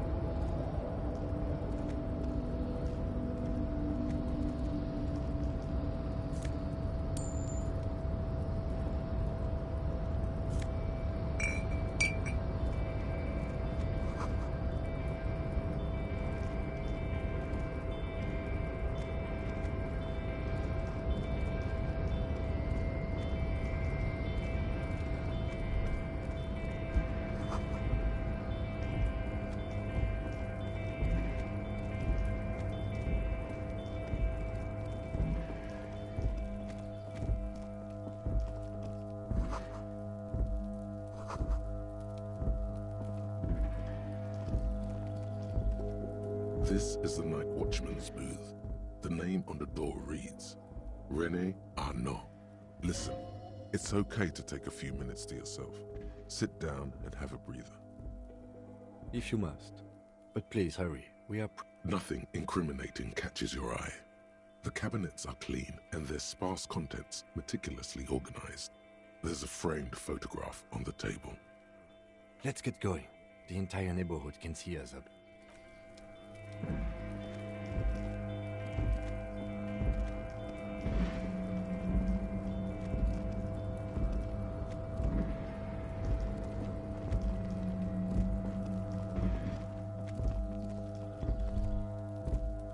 All those empty wine bottles and cigarette butts on the ground. Someone partied really, really hard here.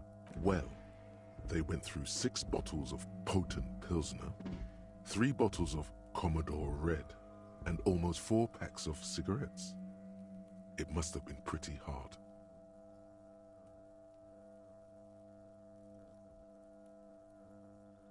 Well, yes, I think we can say with relative confidence that it was you.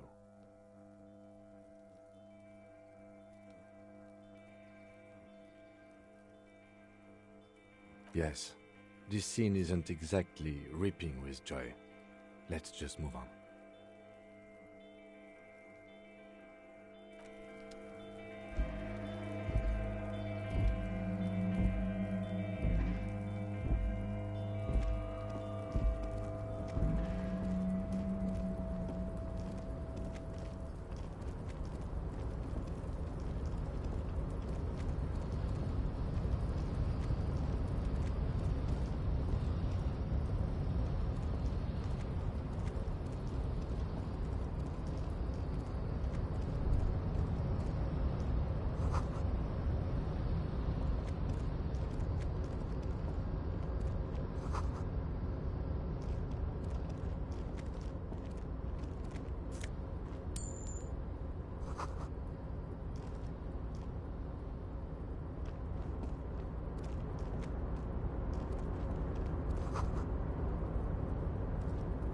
Container, container, I'll turn you nice and red.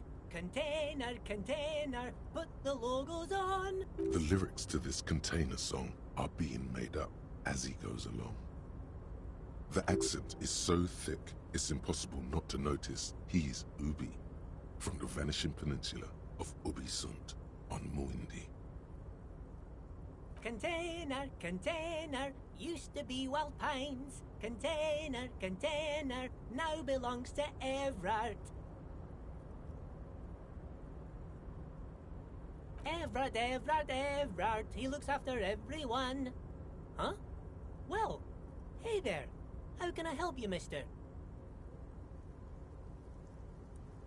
I see you are not a union man, mister. Did you get lost? You're not one of them scabs, are you? I mean, I don't personally mind. Folks is just folks, you know, and folks gotta eat. Just some of the other guys don't look too kindly on the scabbing kind, if you know what I mean, mister.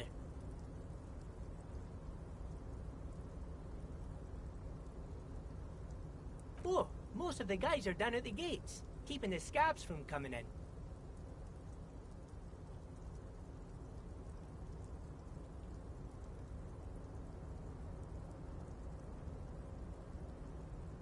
We're on a strike. The whole union is. You don't have to work when you're on strike. Ha! We haven't worked for 2 months now. So no one is working? Not everyone is down there, of course. Mr. Evrard is in his office, where he always is. And Jean-Luc is guarding the gate. But Titus and his boys got into some drunken trouble and Evrard sent them on a nice vacation. For a week or so. Oh, I'm not really supposed to talk about that. That's union business. Him and his boys stirred up something in town. Probably drank too much and got into a fight or something. I heard Mr. Evrard telling him to take some time off.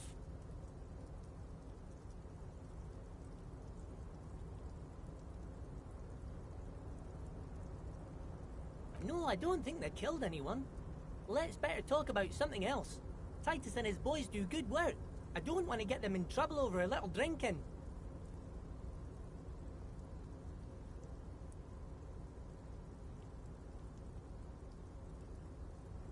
Oh, that one. That should be empty as far as I know. Lots of containers here have nothing in them. They're just waiting to be loaded up. Oh, you want Mr. Evrard then? He's an awfully nice fellow, he is. Him and his brother are both nice fellows. They've lived their entire lives in this here neighborhood.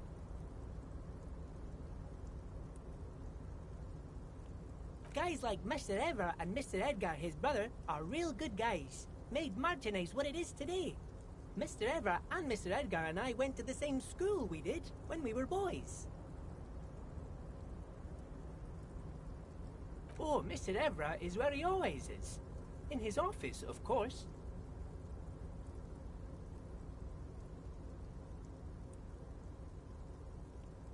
Bye-bye now.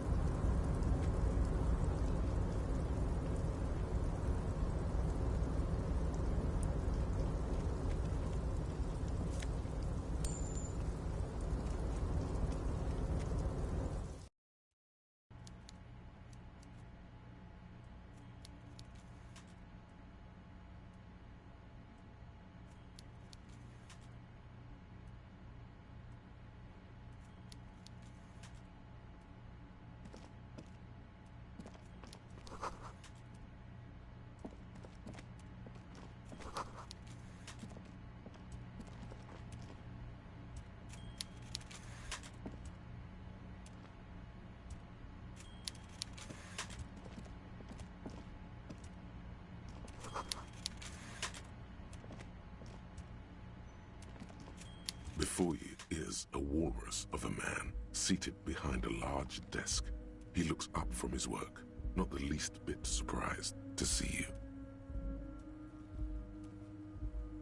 With great effort, he straightens himself up in his chair, yet says nothing.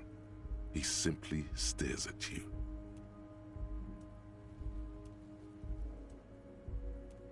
Welcome, Mr. Dubois, Mr. Kitsuragi. It's good of you two to stop by. Please, have a seat. I'm Evrard Clare, head of the Debarders Union here in Martinaise.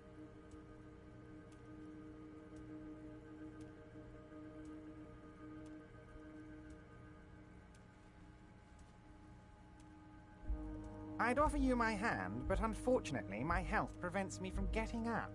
You understand? He looks extremely comfortable. The tiny folding chair, on the other hand, looks like a torture device. You go ahead, detective. Whatever he has in store for you, it can't be good, he thinks. I'll do my best. Forget about that. What's with this Dubois stuff? You're getting some seriously bad vibes from that name. Excellent, Mr. Dubois. I can see that you're a reasonable man, and reasonable men can be of great use to one another. So tell me, how can the head of the Debarders Union help a representative of the Revachol Citizens Militia today? The chair you're sitting on has got to be the most uncomfortable chair in the world. It's violating your backside. Oh, by the way, I heard you got a rather rude reception from a certain Lawrence Gart.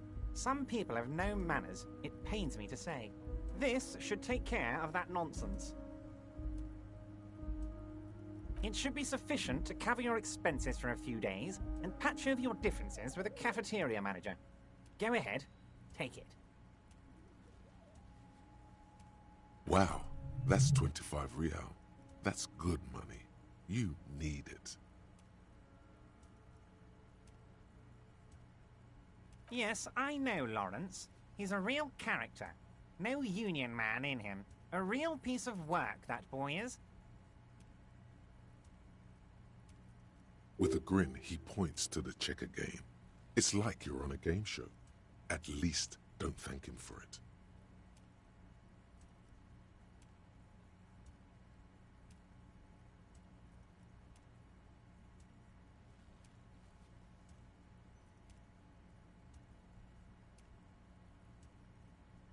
Is there anything you'd like to say to me? Or... No. Cool? I wouldn't go that far. I'm sure there are cooler things than delivering a comically oversized novelty check to a cafeteria manager. But, sure, if that's what's cool nowadays. Now, I'd like to set your mind at ease about one other matter. Your lost gun. Let me assure you, Union people are on it as we speak. I've got my best hounds looking for that lost gun.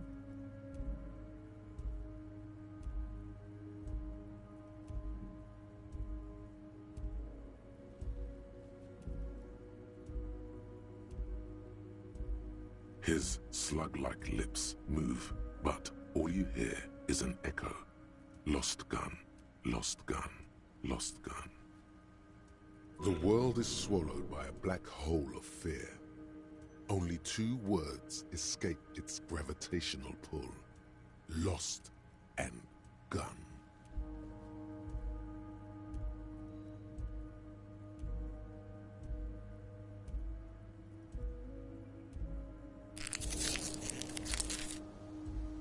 Are you all right, Harry? You say you got this, but you seem a little anxious to me. Don't be. Everything's going to be all right.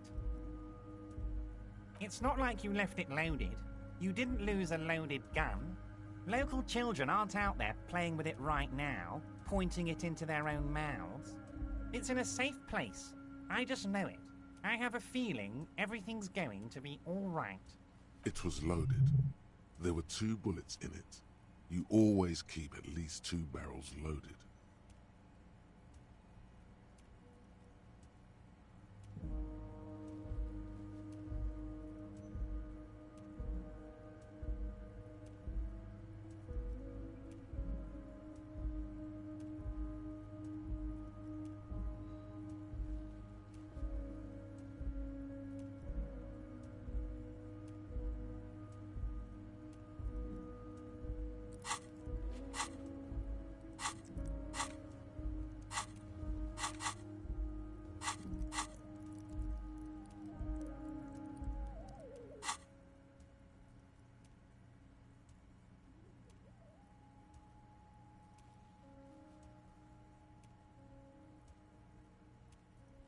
Officer, we will deal with this later. We don't need Mr. Clare's help with this. I wouldn't be so sure about that.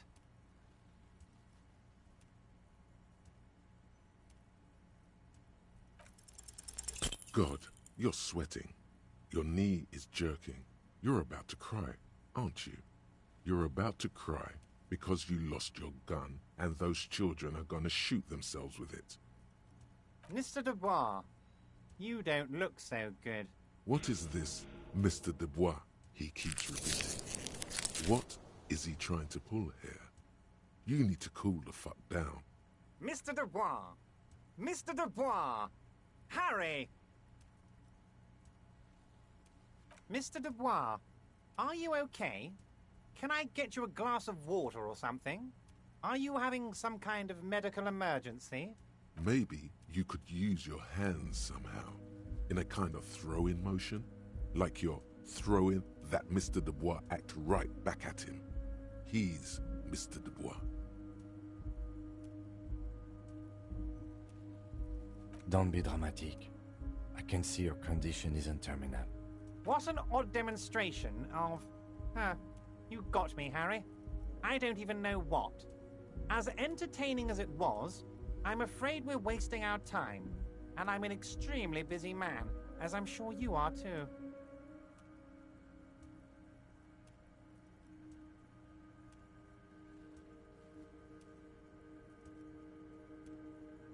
Okay, enough. We are here to ask you some questions pertaining to a murder investigation.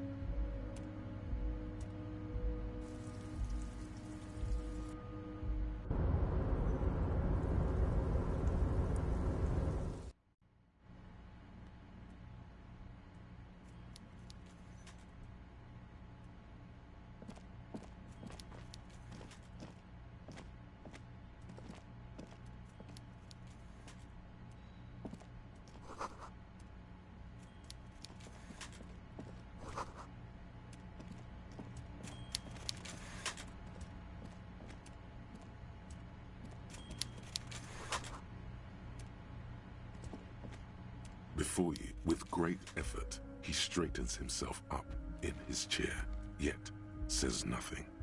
He Welcome, Mr. Dubois. I'm Everard. Everard, I'd offer you my hand. He looks extremely comfortable. You go ahead, detective. Whatever he has in store, forget about that. What's with this Dubois stuff? You're getting some seriously... Please, Mr. Dubois.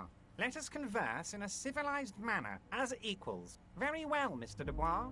I respect a man with strong convictions. I, too, have convictions. One of which is that I will not engage with any man who won't face me at eye level.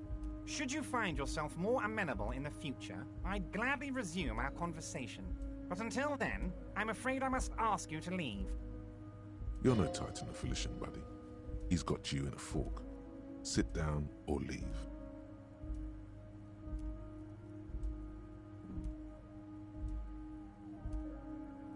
Excellent, Mr. Dubois. I can see that you're a reasonable man, and reasonable men can be of great use to one another. So tell me, how can the head of the Debarders Union... The chair you're sitting on has got to be the most uncomfortable chair in the world. It's violating your backside. Oh, by the way, I heard you got... It should be sufficient. Wow, that's 25 real. That's good money. You need it.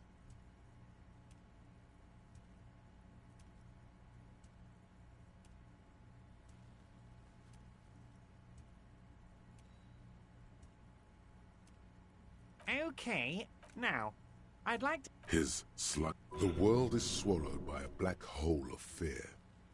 Only 2 words. I know everything, Harry. Right now, I know that you're worried. It's not like you left it loaded. You didn't lose a loaded gun. Local children aren't out there playing with it right now. It was loaded. There were 2 bullets in it. You always keep at least 2 barrels loaded.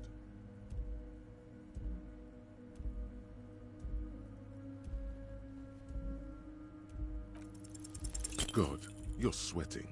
Your knee is jerking. You're about to cry. Mr. Dubois. What is this, Mr. Dubois? Mr. Dubois! Mr. Dubois! Harry! Mr. Dubois! Maybe you could use your hands somehow, in a kind of... What an odd demonstration of... Okay, enough. We are here to ask you some questions pertaining to a murder investigation. Quick, here's your window. Get yourself together and ask him questions. Police officer questions.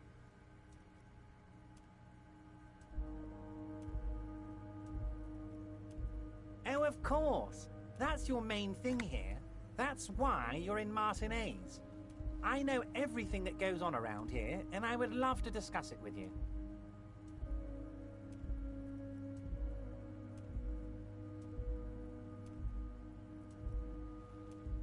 I mean, it's no secret that the lynching is connected to the strike. So much to talk about. Honestly, it's been weighing on me so heavily. I understand you need to interview me. But there's a thing that's been keeping me up at night. I want to talk about the hanging.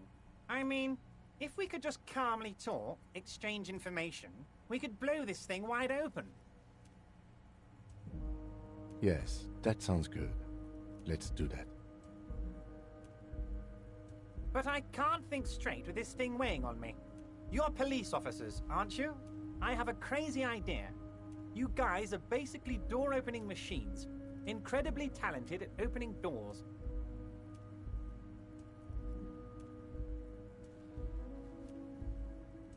And I'm sure you're going to open this one with flying colors, Harry. This really is very simple, and there's nothing shady about it. The stars aligned into a cosmic frown here. He has your fate decided. Bide your time, however, and let the stars continue their course, and that frown shall turn into a smile. Only if you play along.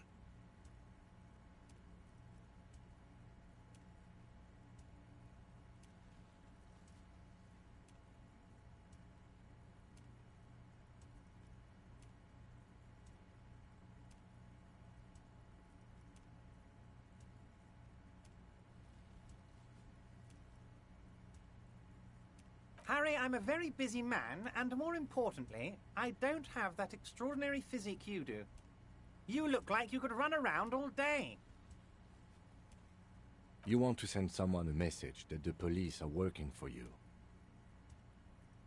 I repeat, I'm a very, very busy man, Mr. Kitsuragi, and therefore I must occasionally enlist outside help. So what will it be, Harry?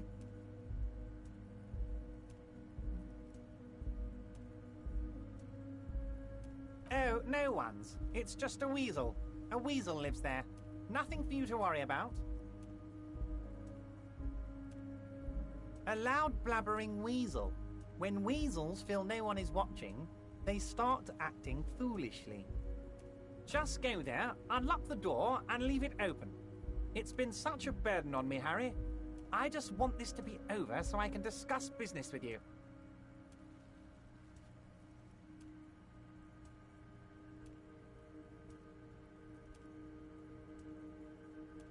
Fantastic, my friend. Just let me know when it's done and we can take our friendship to the next level. You can get the key from Manana. He's down by the gates. Manana's like a free agent in the Union. Special operations. Hardened socialist. A real free thinker, too. He'll tell you precisely where the door is. One last thing, Harry. Just open the door. You don't need to go in or anything. I just want that weasel to come home and see the unlocked door. What? Harry, how could you say that to me? You know I appreciate a joke as much as any jolly fat guy, but I can't take slander. Are you actually investigating this? You've hurt me, Harry. Me, a friend. But you know what? I trust you, like I trust all my friends. And I know you'll never talk to me about this again, because you don't want to wound me. So do what you want, and let's change the subject. Thank you for your understanding. We will continue to... You too, Lieutenant. You know, I like you, but you never were my favorite. I'm a Harry guy. I'm Team Harry. None taken. Did we have anything else to do here, Harry?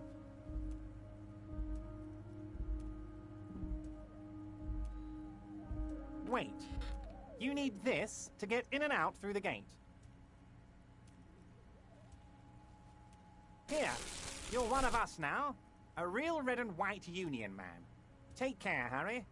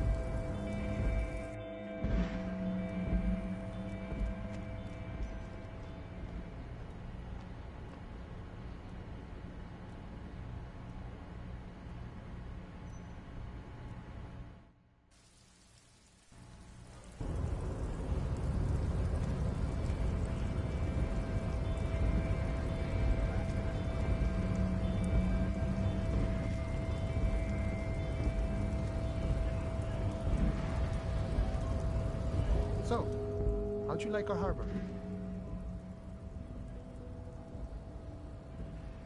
It's but a rest area on the path leading across open plains.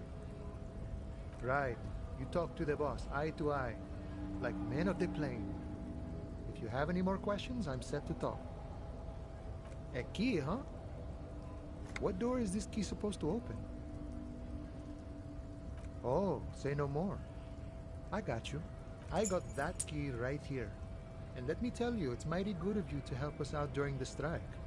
Working class solidarity, as they say.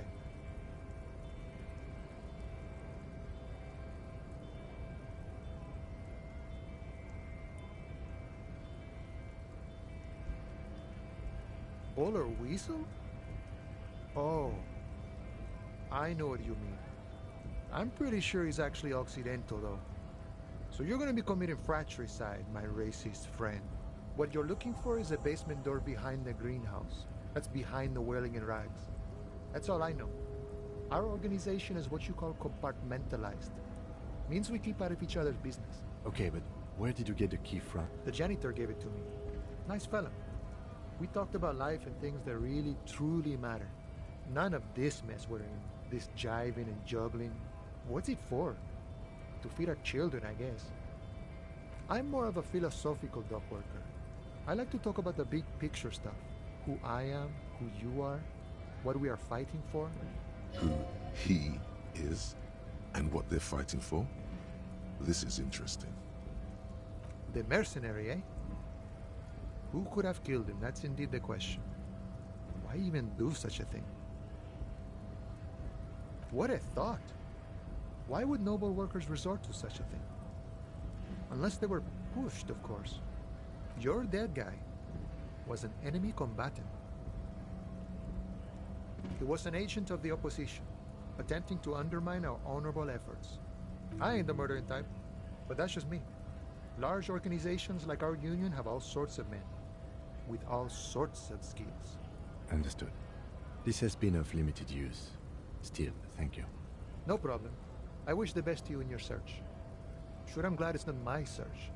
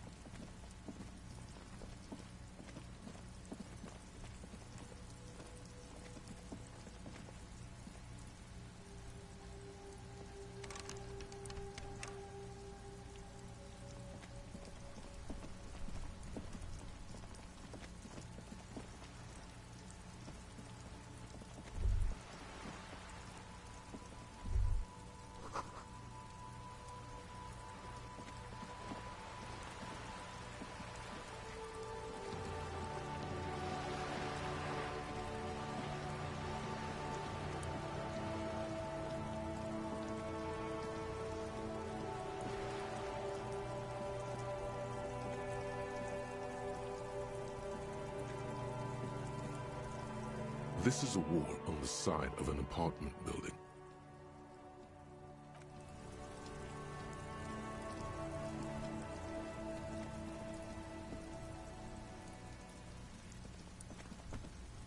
Are you trying to sneak up on me? Come to slit my throat in my sleep? Apparently, she doesn't like people standing behind her back. Pig's come to take me out, trying to snuff me out.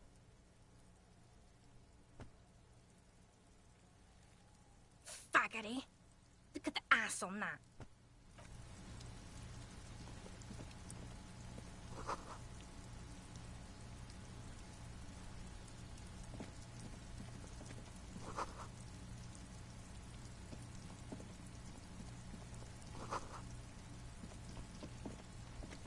Hey, what's that noise down there?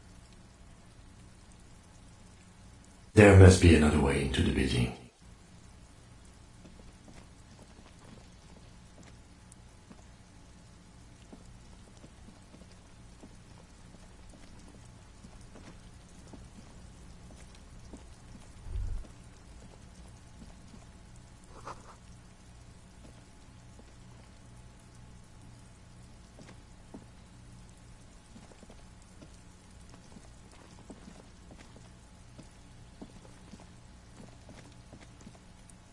You see a young man on a balcony, nursing. Not looking for any trouble, officer.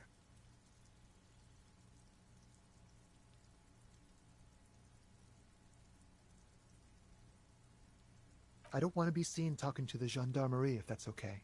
I just want to finish my cigarette. Don't let him go. This could be your witness. The balcony has a great view of the whole thing. Is it really that important?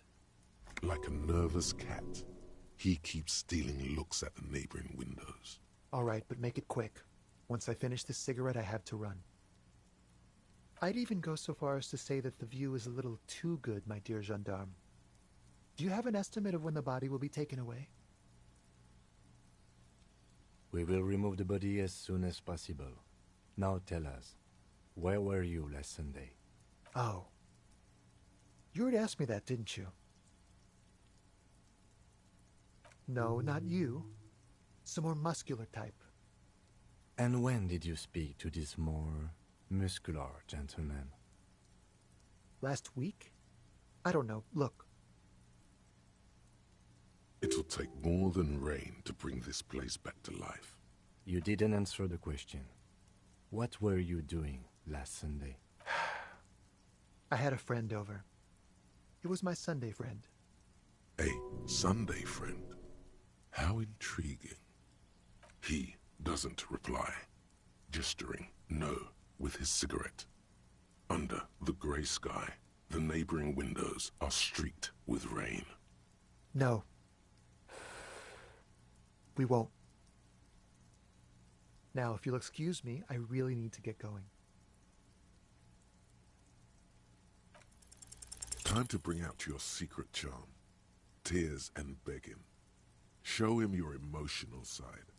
Throw yourself before his very feet like a dog.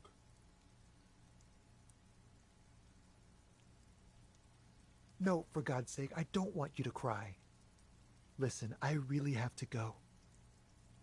Ah, there it goes. Wasted. You would have... Good luck with the investigation.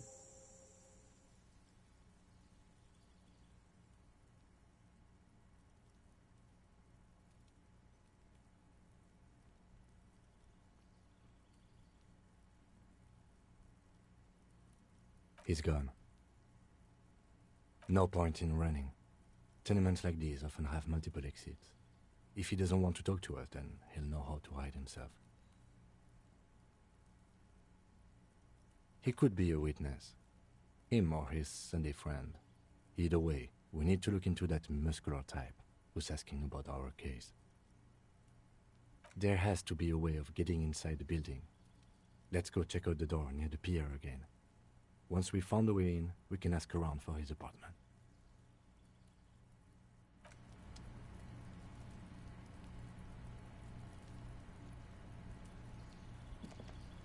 A stone, like any other, lying in a whirl of sleet and mud. There's a key beneath it, rusty from the dirt. This must be for the front door. Pity it doesn't have the apartment number on it. This building has hundreds of apartments. We'll just have to go in and see.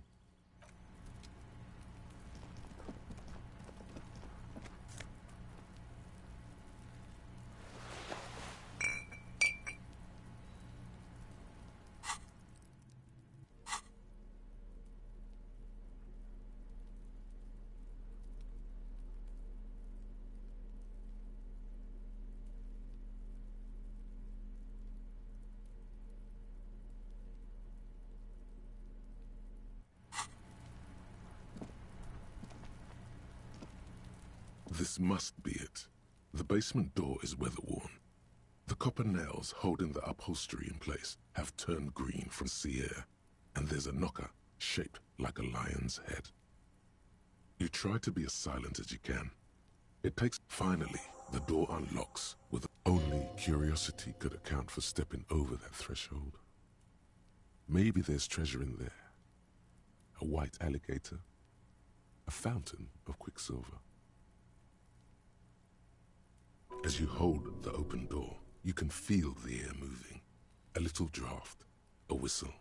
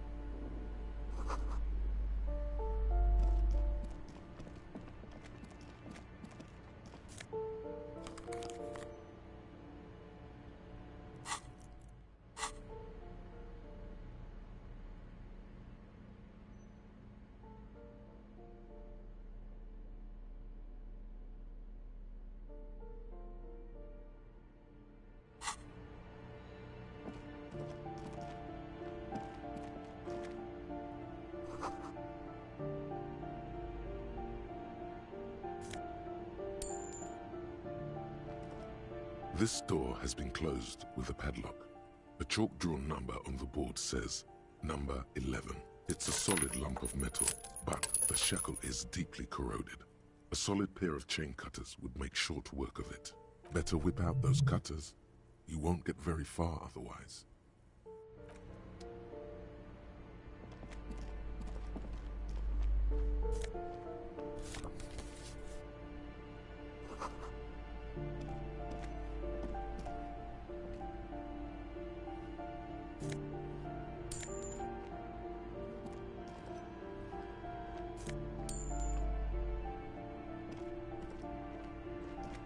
You hear someone walking around inside, rearranging the furniture. The number?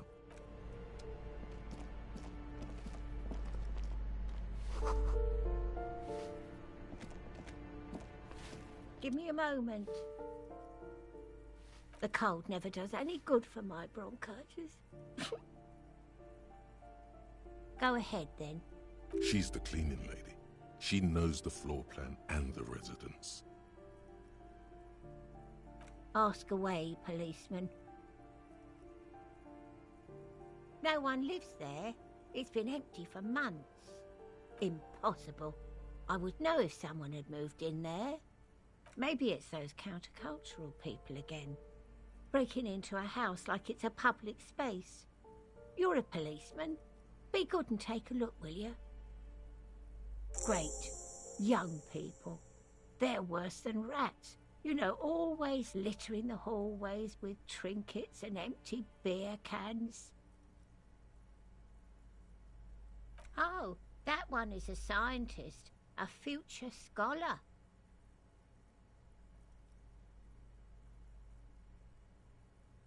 I think he studies astrology at the community college. Education's good. I always tell them to study. Something to do with all those stars around his door. He asked me to leave his drawings up on the wall. That's what I said. Astrology. The lieutenant shakes his head, as though to say, let it go. Come on, people. Try to keep up any standards here. It's not about stars. It's... forget it. The artiste? Nothing I can do about her, I'm afraid. She ruins the walls faster than I can clean them. Still...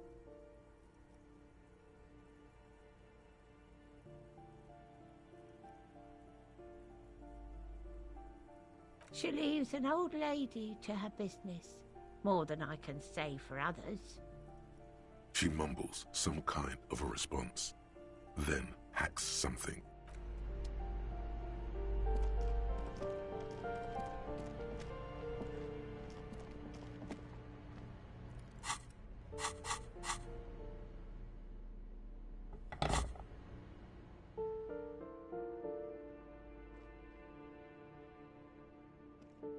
This door has been closed with a padlock. A chalk-drawn number on the board says, "The shackle snap." After you, detective.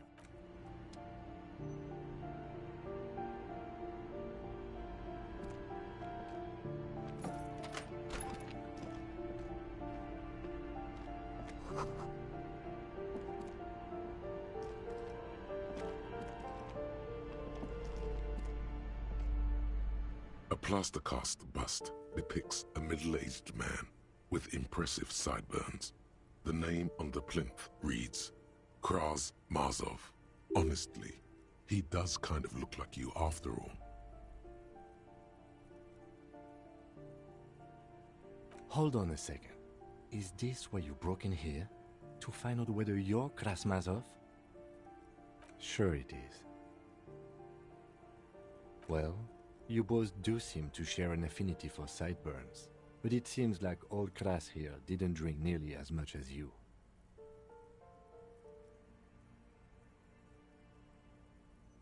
You do, but that's not the point. The point is, he doesn't look like you. Ah, very well. Let's look for identifying features then. Doesn't he have a birthmark right here? What about you?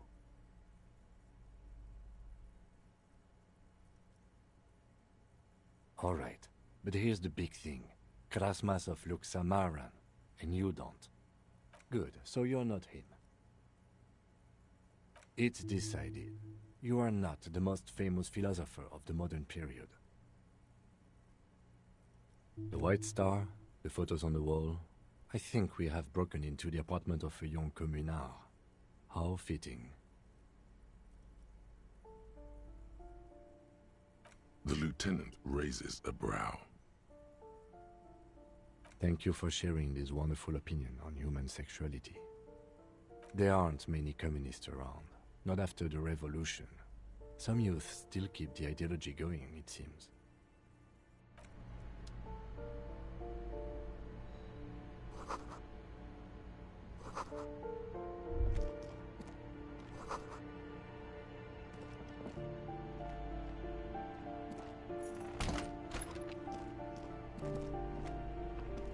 You hear someone walking around inside, rearranging. The walking stops abruptly, but no one comes to. You can feel tension on the other side. A poor communard, from the looks of it. The room is barely bigger than a closet.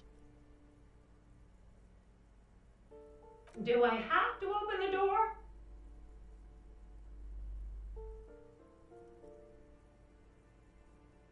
Do you have a warrant? I'm not obligated to open the door if you don't have a warrant. Let's go. We don't have a reason to get inside that apartment.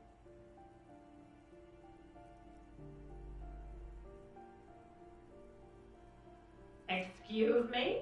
Of course not.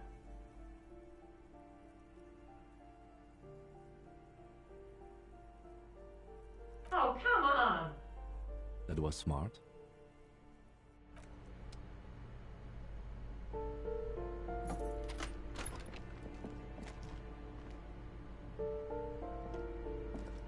Satisfied? My name is Marielle Charpentier, and I'm an agent with Martinez Realty Associates. I am not breaking in, as I have every right to be here. The keys, see? Boy, there are a lot of different keys there. More than 20, at least. Do you want to see my ID as well? You can't legally ask for it, but why not? Want to see my residence permit too?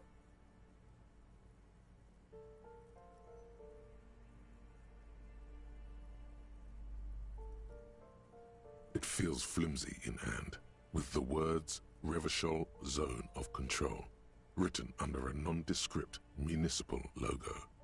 There's a picture of her with shorter hair inside, along with all her personal details. Thank you. Do you have any questions? I need to be back in Midtown in an hour. Oh, that's another huge mess. The former tenant owes us 3 months of rent. 3.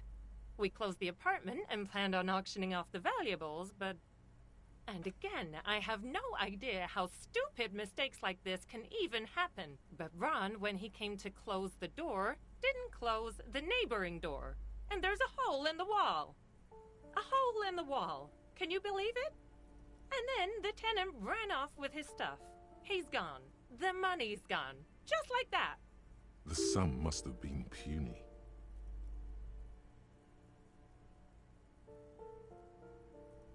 Don't ask me what happened with the wall. I have no idea how we're going to find the time or resources to fix it.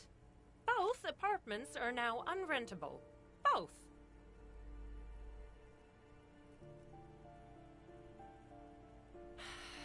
I need to get it ready for the next lease, but as you can see, the previous tenant completely trashed the place. It was some kind of a moribund old man who used to be a business owner. You'd think they'd make rent. A sudden serious look crosses her face. This story didn't have a happy ending. But that was months ago. Anyway, was there anything you wanted, or is that it? I'm in a hurry. Of course.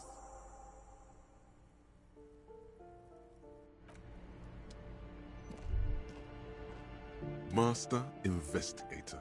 You just can't keep yourself away from locked and hidden places, can you?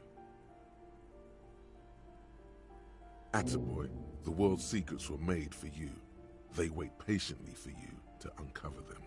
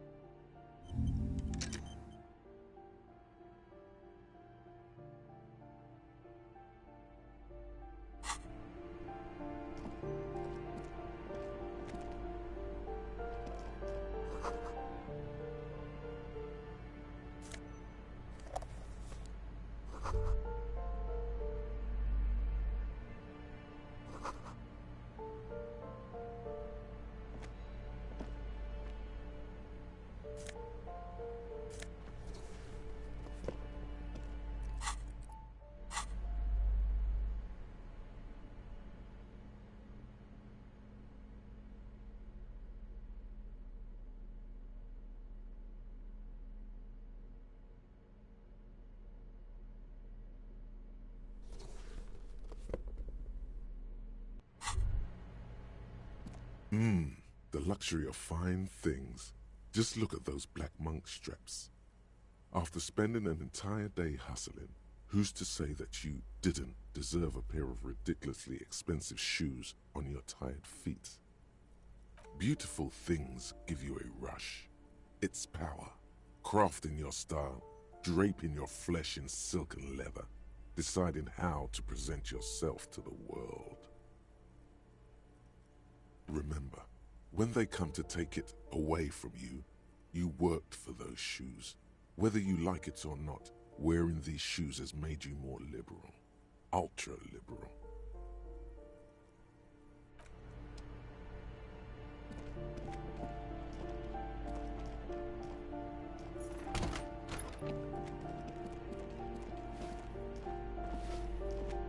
Give me a moment.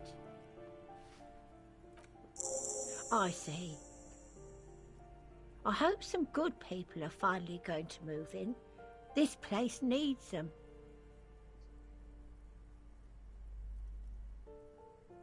Yes. Well. Your statements are too vague to comment on.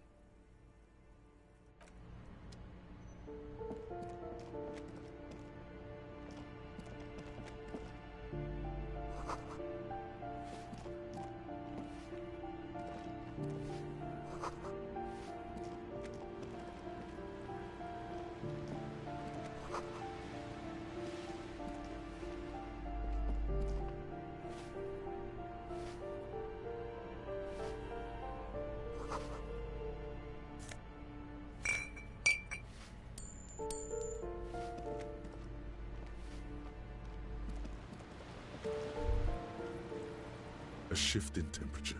The air chills around you. Dust settles on the stony floor. A former architect stands before a slice of window, a room plan in her hand. A cold wave has made the air in the building stand still and frozen, with temperatures falling down to -20 degrees Celsius. Faint pencil lines on paper depict the same place, but a missing eastern wall connects the room with the neighboring apartment. Ideas for arranging the furniture have been jotted down, is read from the code. She's breathing on her fingers, clasping the plan. Traces of sadness are visible in her expression. It's clean and empty, with new tapestry embellishing the walls. A standard HB graphite pencil has fallen off a three-legged stool in the middle of the room. She had an eye for beauty.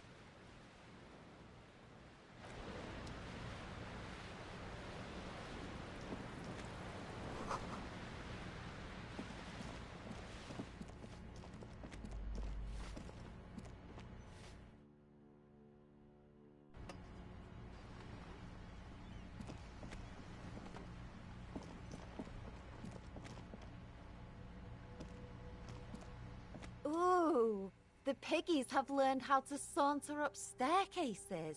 I didn't think you could do that with hooves. But here you are. Yeah, I can see that. Cool mutations. That smell coming from her paint bucket. It's not paint. It's heavy fuel oil. The lieutenant is hatred, disgust.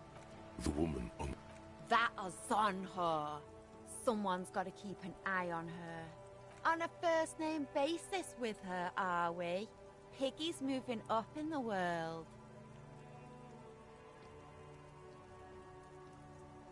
Have you got a crush on her? Aching for an opportunity to defend her honor?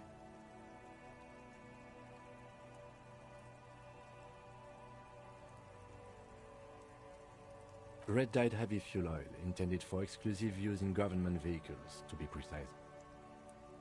What did you think I was using? Aquarels? Sucked it out of a cop's fuel tank myself. Back in Jamrock. Something to think about next time you're driving around in your pretty little piggy carriage.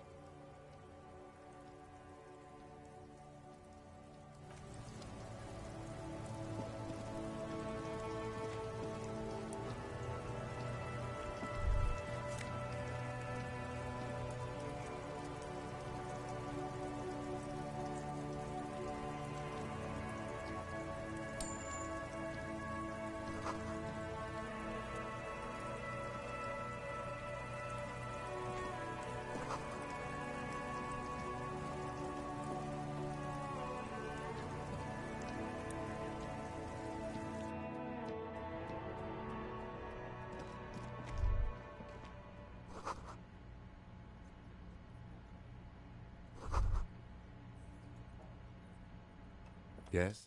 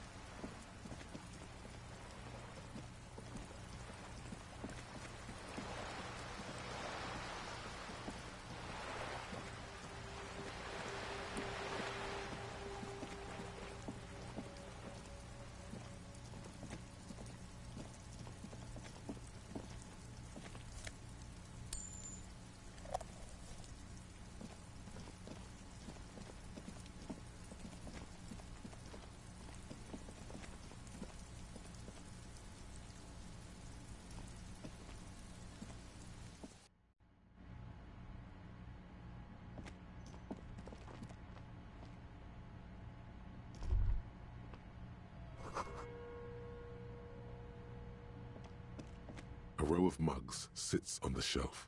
Each one depicts a human figure. A dark-skinned woman grinning amidst mysterious symbols. A broad-shouldered man shoveling potatoes, and others. A little ring. Though cheerful, the images on the ceramic make you vaguely uncomfortable. The lieutenant picks up one of the mugs, then puts it back down with a look of disdain. I'm beginning to feel better about breaking into this man's apartment.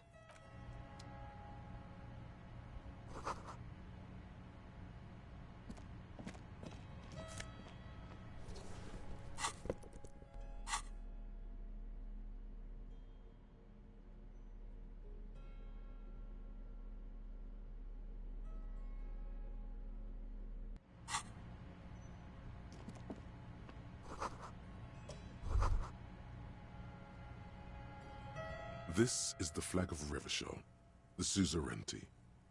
This isn't just one sun, but there are little suns dancing around the big sun. This is the sevenfold sun miracle. It's an optical atmospheric anomaly the first settlers saw. Happens in cold weather. 6 small suns around the big one. This complex halo phenomena is how old Revachol got its flag.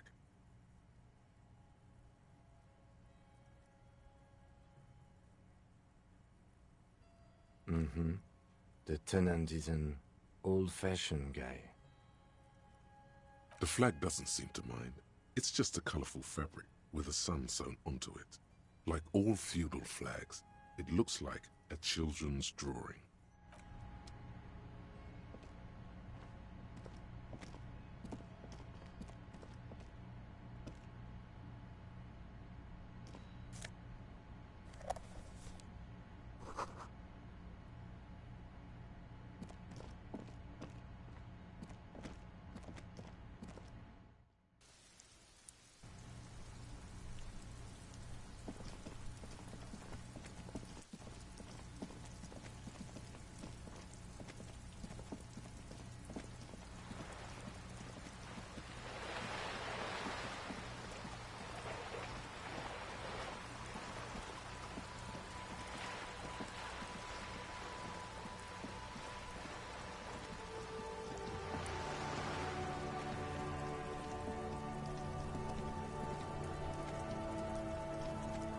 This Postla Vantorie mail collection box has been heavily vandalized with graffito. A closer inspection reveals 2 bullet holes. A faint sticker on the side reads, RCM Emergencies Desk number 8102, with a slogan, Mankind, be vigilant.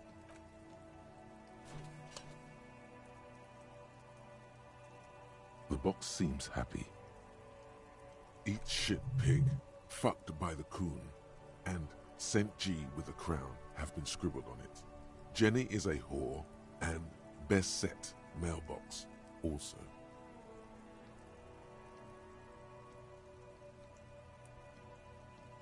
The mail collection box seems cathartic, thankful even. So do you. You shudder, then you swallow. And then suddenly, you see it. Over all the other graffitos, someone has, using the tip of a very sharp knife, cut the words, Revachol forever.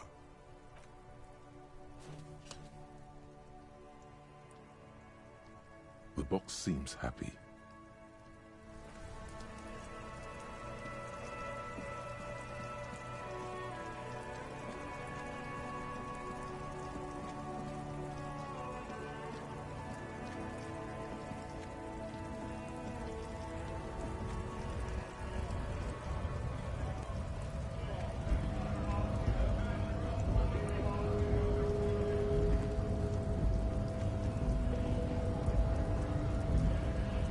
Hola, Wandering Man. How can I help you?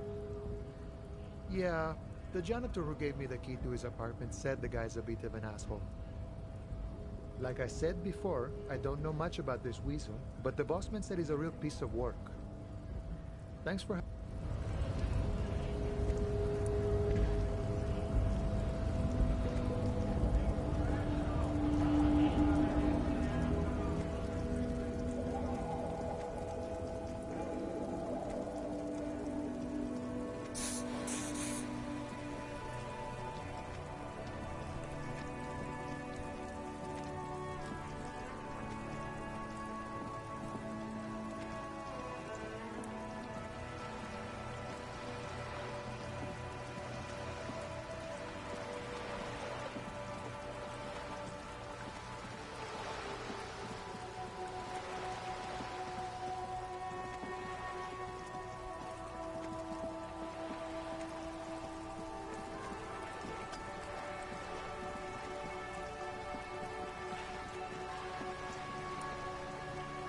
You're back.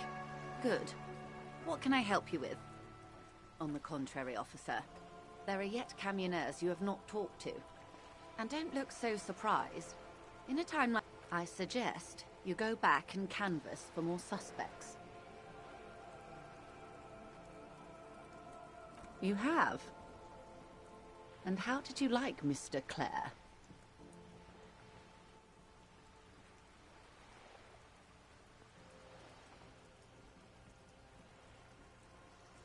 Of course, Detective. The RCM does not pick sides in this. I hope it doesn't come off any other way. Of course. And I don't expect you to share anything he told you with me. I'm not a corrupt verm myself. However, if you felt like discussing something, how could I stop you? Are we not human? Are we not curious to hear another person's take? It's only natural. We would only be gossiping. Intellectually speaking, it would be quite interesting to hear what she has to say about these things. Tell her she'll like you for it. Of course, Detective. Should something come up later down the road, don't be afraid to drop by for a chat. Until then, is there anything I can help you with?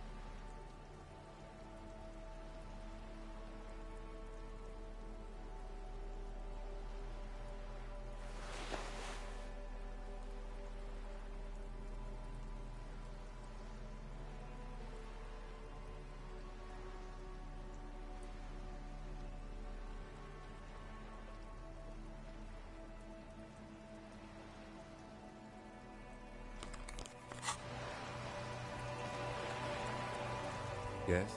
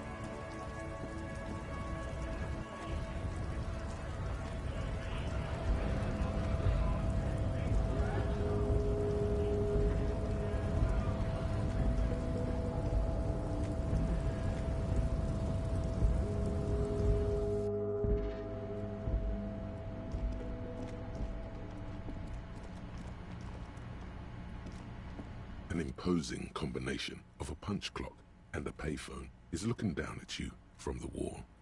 A note on the side says, "Tokens unavailable due to strike. Use change."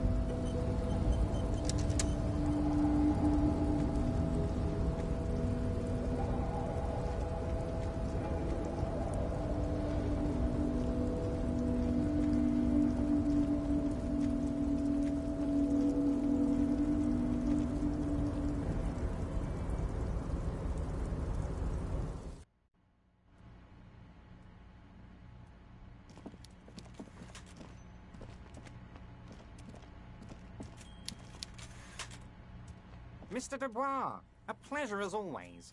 You don't have to sit down this time, since you've already sat on that chair. I'm very glad to hear that, Harry. One question. You didn't actually happen to stumble in and see what's inside the apartment, did you? You're right, Harry. You only had to unlock the door, which you did. So we're all good here. Now let's get down to brass tacks. It's time for men like me and you to figure out who's killed who and why. Real police work is gonna start happening now. I promise you, Harry, this is gonna be good. By now, I'm sure you've figured out who the dead man was working for. The bad guys. Wild Pines. Sent to scare us. Another violent measure of the top hats against us flatcaps.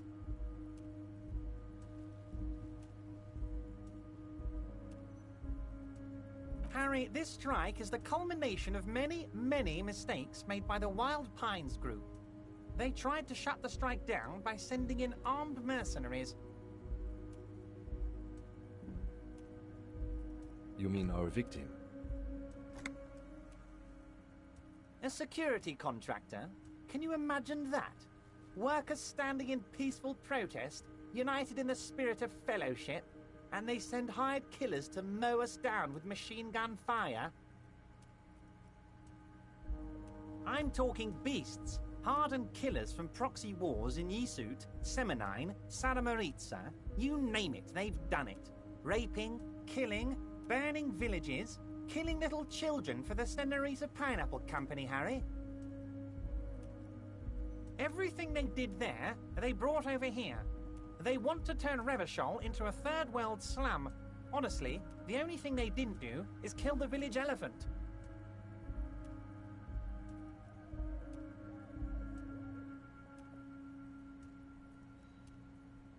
Now, I haven't personally witnessed the brutalities out there.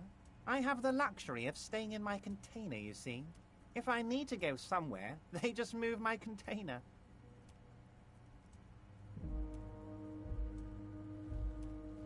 About my fun container? It's a hoot, Harry. Who knows?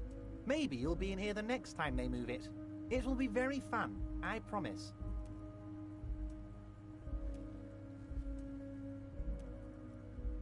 But enough about me and my container.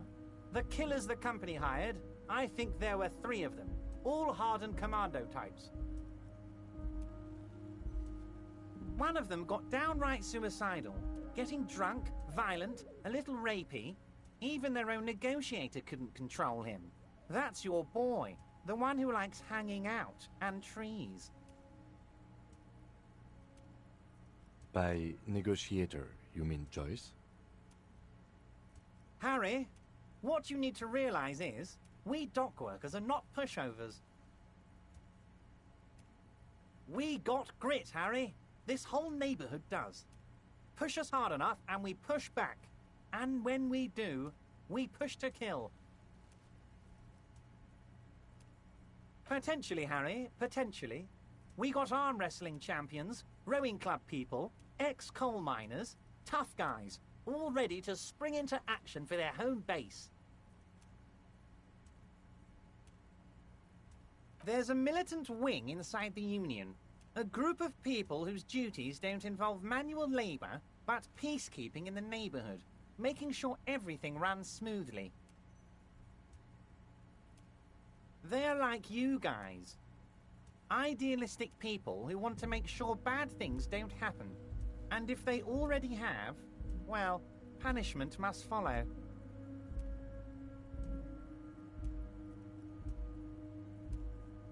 So these idealists killed our victim?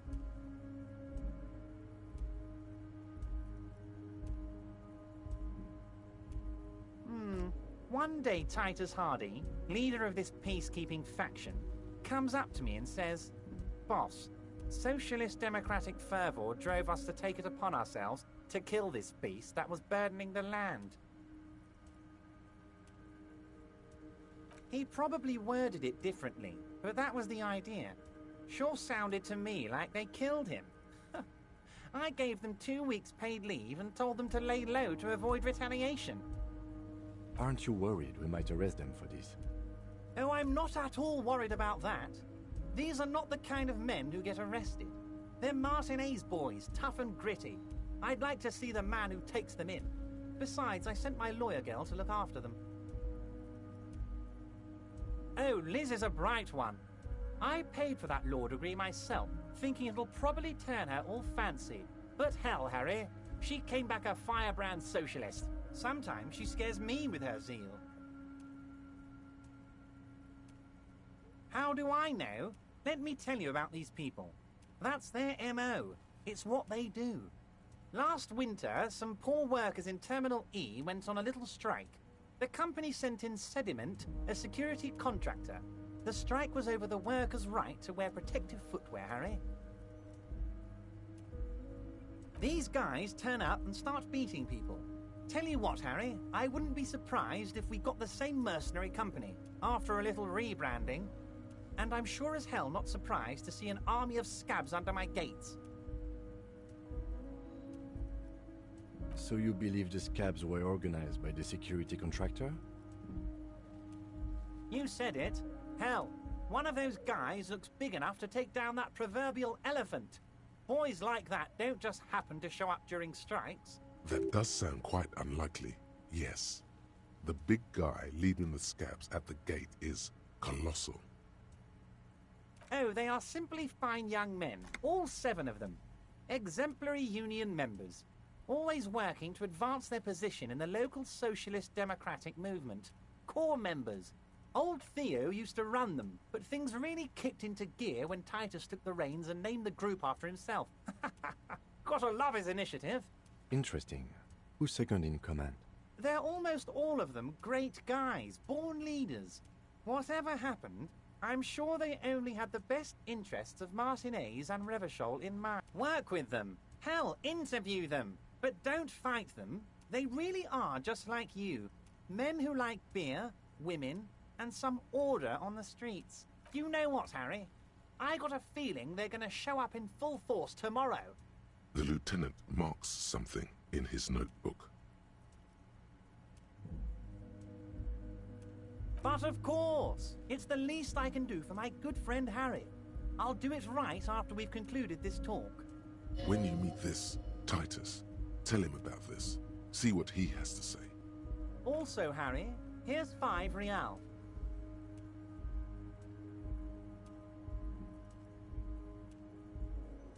The lieutenant watches you pocket the banknote. He looks a little puzzled. Good boy. A real team player. Now, do you have any more questions? Was it a good talk? I'm not sure we made much headway here. I was hoping we'd bust the case wide open. Heck, I even wanted to tell you what I really want to achieve with the strike. I don't know what happened, Harry. I wanted you to feel like Mr. Martinez. And of course, I also wanted you to find your gun. But it's like I can't completely trust you. Yet. Yes, Harry. It's like I can't fully trust you if you're not a man of the left.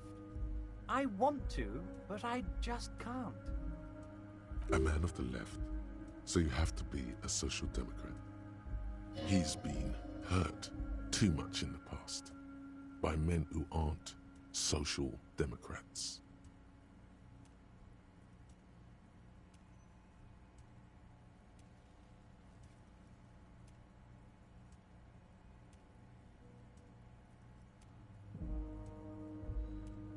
Just between us, I don't care for those lefty dinks either.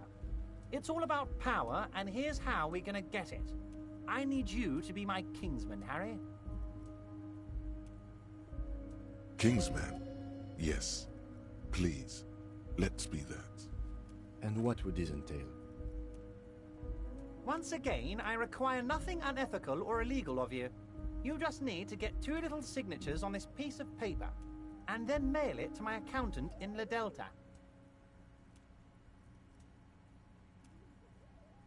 I'm glad you asked, Harry. The Union is going to build a modern youth centre in Martinez. It will be righteous. We're gonna get those teenagers off drugs and on roller skates. There's a nameless little street on the coast with some old houses around it. Most people have already signed. I just need 2 more signatures to get this mission off the ground, Harry.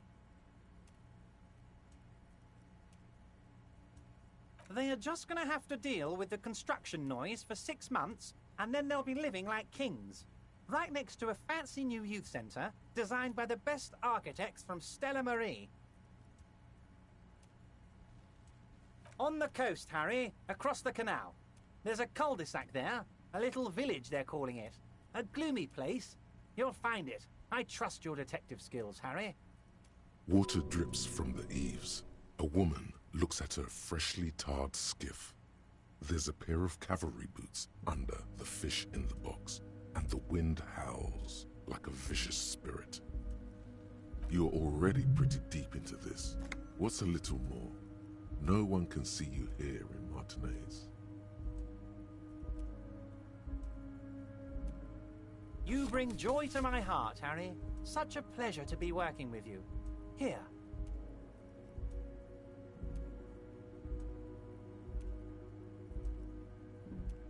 You need to get signatures from Isabel Sadie and Lillian Carter. The cul-de-sac is right past the pawn shop and across the canal. I hear there is some trouble with the waterlock, but they should fix it by Wednesday morning. Once you have the signatures, mail this to 13022 La Rocca in La Delta. Then I'll know you're a real Kingsman and a patriot.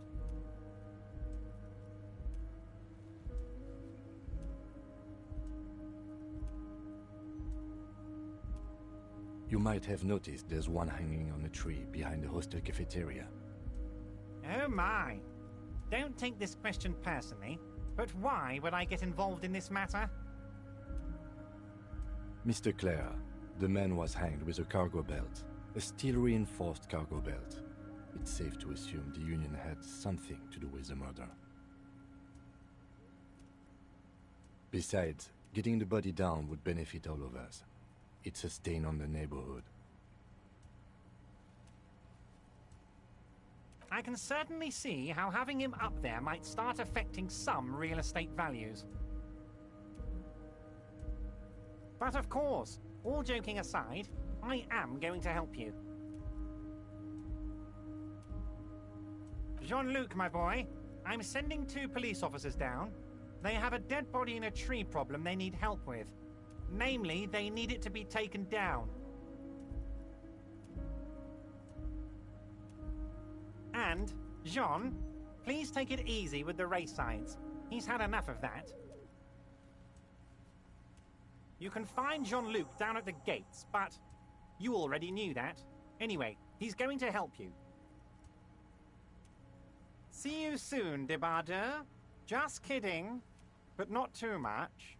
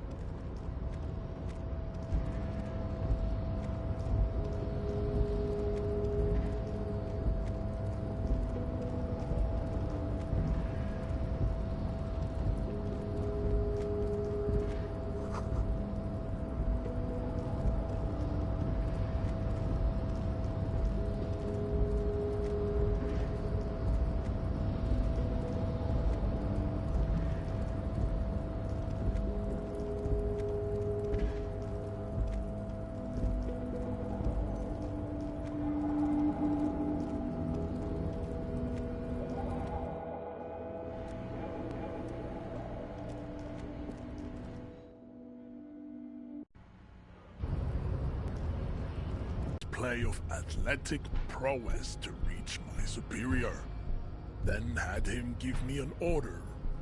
I salute your cunning, and I will remove the body from the tree with my bare hands. You're so noble, Measurehead.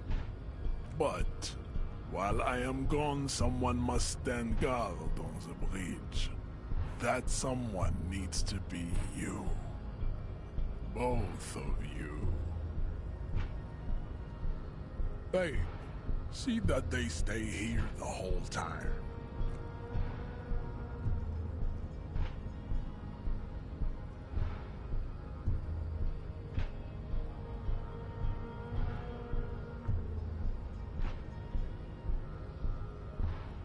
The woman's gaze follows Measurehead as he leaves. So, you guys are like cops or something?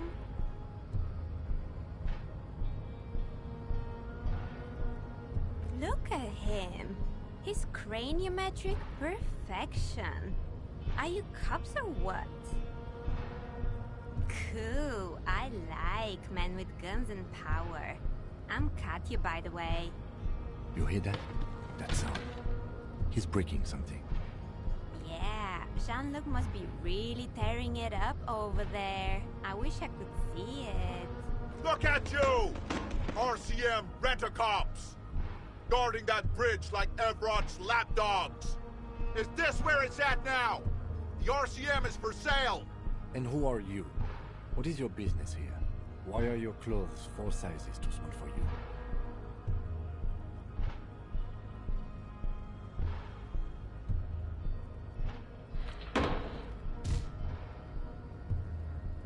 A shrill laughter interrupts you, echoing across Martinez.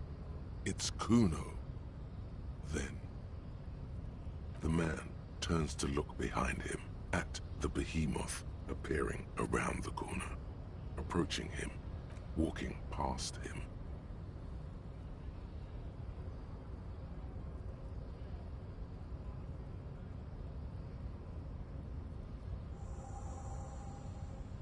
The corpse has been removed from the tree. Stand down and congratulate yourself. You have sided with Ray's victory today. Farewell, ham sandwich. You are a Union man from now on.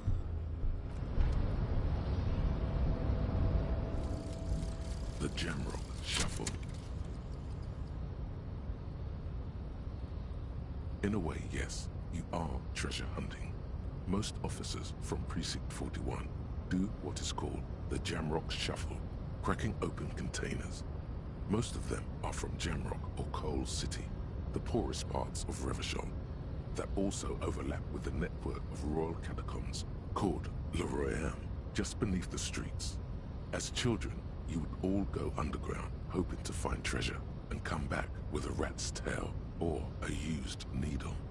That playful curiosity must still be in you. Who knows, maybe one day the Orbe de Montagne, the Holy Scepter, and the Cocaine Skull will all be yours.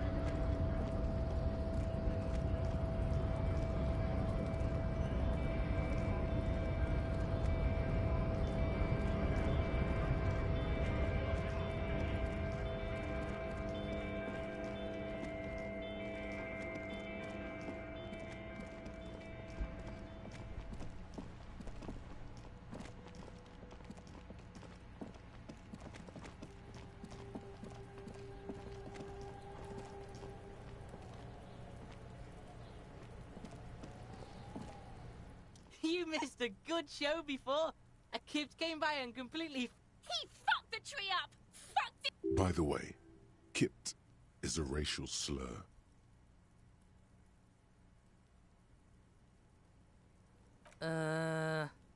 Stop choking, Kuno! The faggot has got you in a chokehold! Kuno's not fucking choking. Like fuck you did. Kuno's gonna keep saying Kipt forever now. Kipt. Shit. The fuck did you want anyway? You got your fuck bag down. Now let's talk normal shit. Yes. Kuno wants a normal conversation. Ask normal shit, please. Kuno... The corpse lies on the ground among the remains of an absolutely demolished pinewood branch. It's gently laid on one side. Mr. Measurehead has done a good job. Nothing is too broken or compromised. The victim is ready for a field autopsy. Yes. 1. Investigation of the scene. 2. Initial examination of the victim. 3. Field autopsy. 4. Transportation of the body to the morgue. We are on number 3.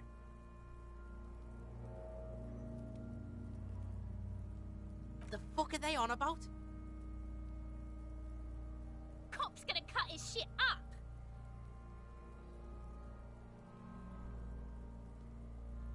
The lieutenant adjusts his glasses and takes a deep breath.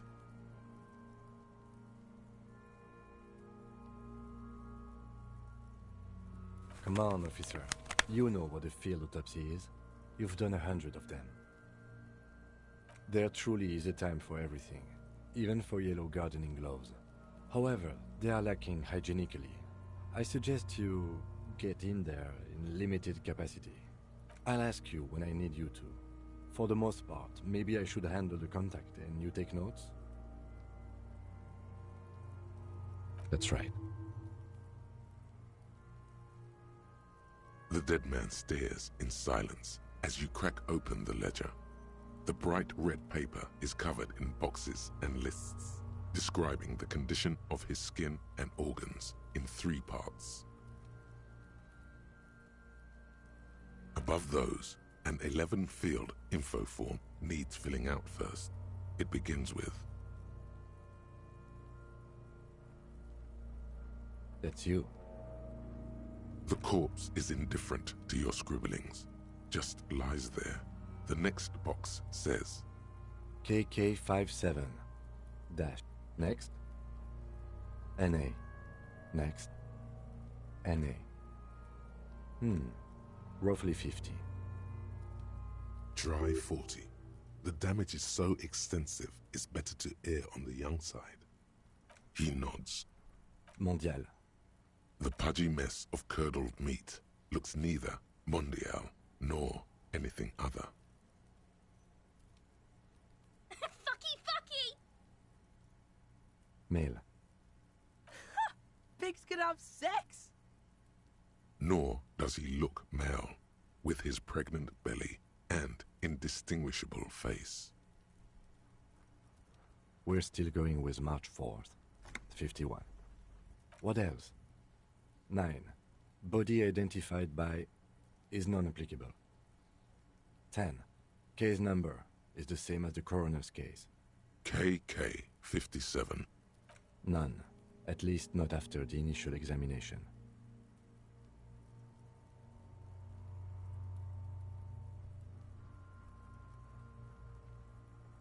Then again, the right lividity is easy to produce if you know what you're doing. Your central nervous system recognizes this gesture. It's the stations of the breath. Ecclesiastic, religious in nature, a holdout from pre-DeLorean burial rites. It takes him 2 seconds to perform. Then, somewhere in Jamrock North, a small wood shed behind Rosencrantz Row, Lieutenant Nick Feuerbach puts his hand to the chest of a small corpse, no larger than a monkey. It's raining outside, light drizzle. There is darkness in the shed. Elsewhere yet, An obese female sits in a wicker chair, her silhouette bull-like against the window. Outside, Grand Coudon. The day is turning dim for Sergeant Mac Dawson. Hand extended, he approaches, to make sure she is dead more than anything else. The building is tall, 7 stories wind-wrapped in solitude. Most of the apartments are unoccupied. This was a suicide. The other, an accident. The small one. And so, all across Jamrock, Coal City, GRIH, 42 deceased persons found today. 42 stations of breath. We should start the post-mortem. The corpse cannot feel Kim's hand on his chest. It no longer meaningfully interacts with its surroundings. A thicket of boxes and lists on red copier paper tries to answer why. Shoot, Looney Rooney.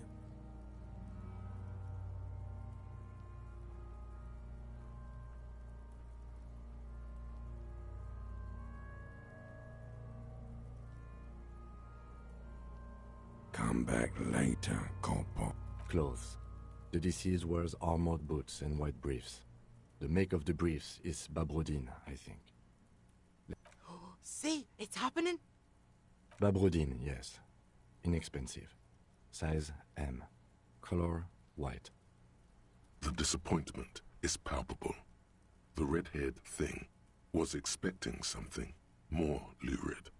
The boots are ceramic, vitreous enamel. They are fused to his skin from blood flowing downward post-mortem. Removal of the boots is left for processing.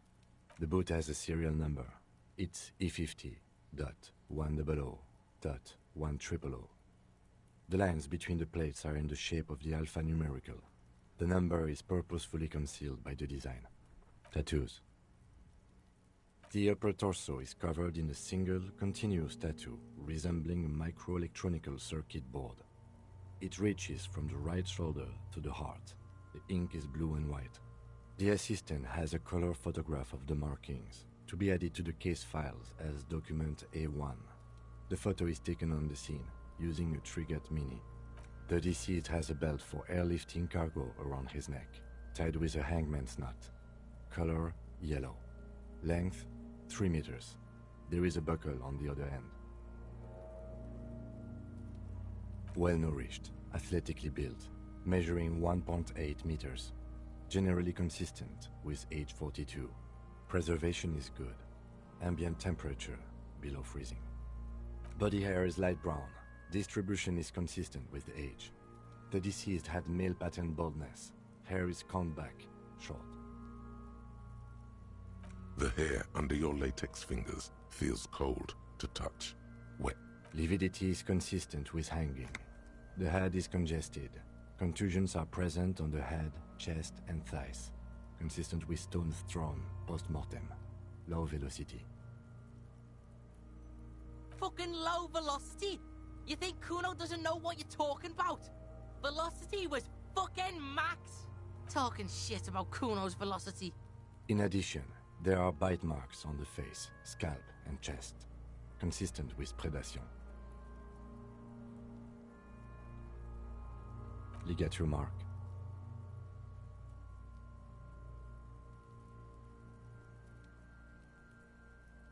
The steel wiring. There's too much of it. We need to remove the belt so we can get to the ligature mark. You got just the right tool for that.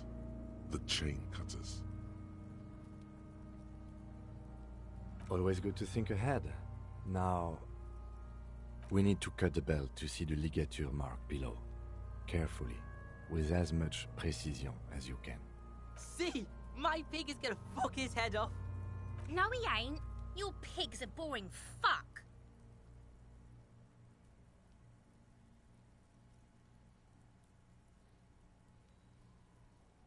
The belt is equally tight around the whole circumference of his neck, swelling over the edges like white bread rising from the east. The knot is the weak spot.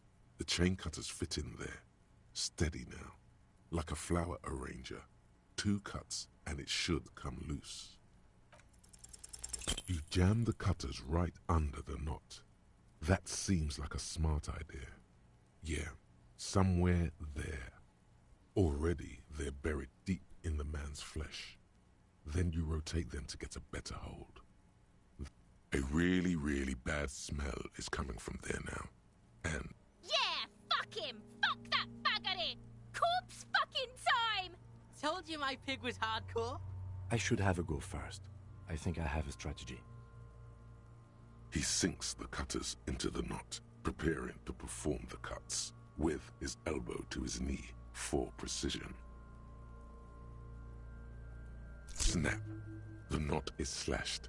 Another cut and the belt falls apart like a flower bouquet, revealing the dead man's neck and the dark red ligature mark around it. Here. The rope rises to a point, leaving a gap in the ligature mark. The suspension point is in the back of the neck, on the nape. Hemorrhaging is observed on the skin, above and below the ligature mark.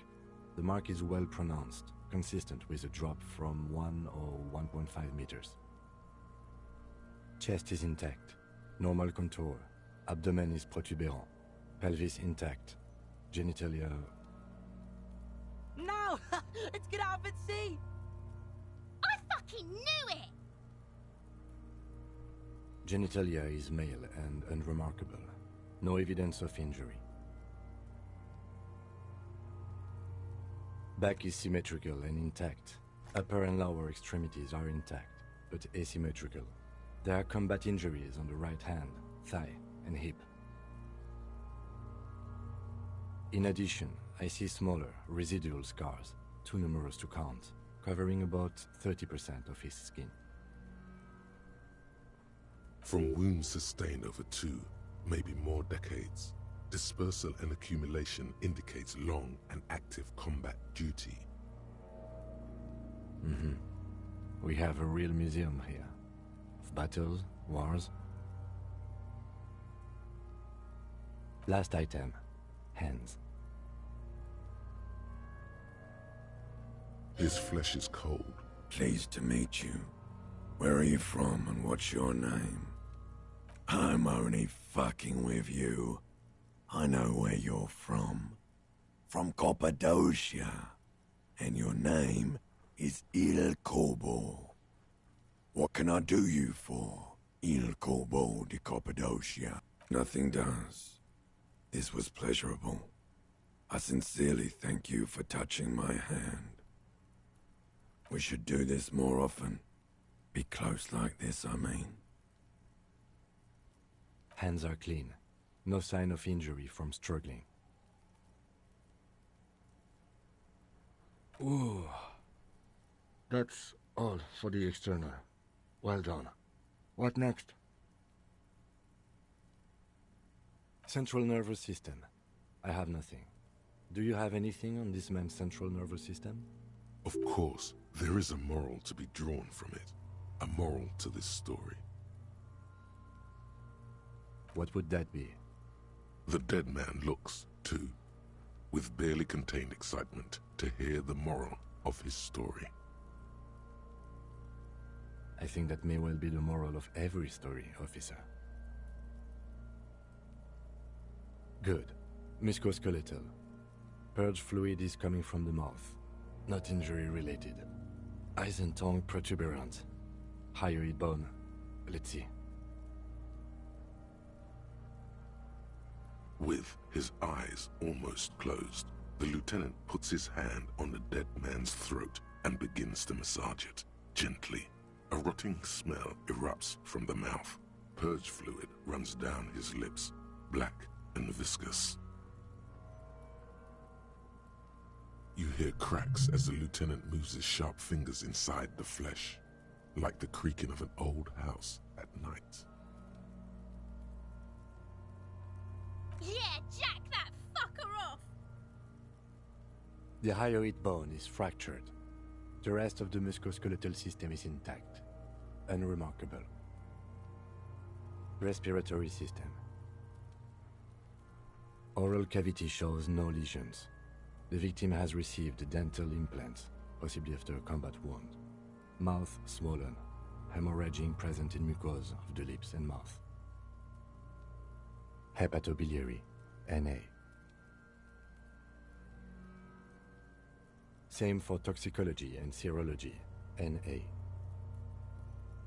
Unless you have untapped reservoirs of knowledge there.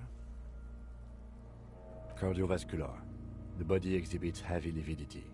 Blood has gathered in the hands, feet, and neck. Hypostasis is visually consistent with the hanging. Gastrointestinal.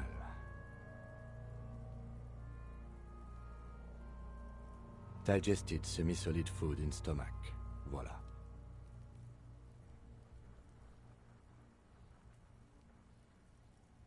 What's next on the list? Let's see.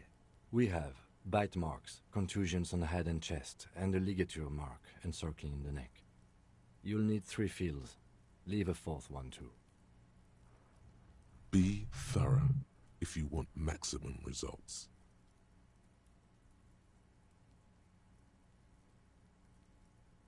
Head, chest, and scalp bite mark injuries. Predation by birds has caused damage to the body. Odontologist does not need to be consulted. And your opinion, officer? Fatal injury by seagulls?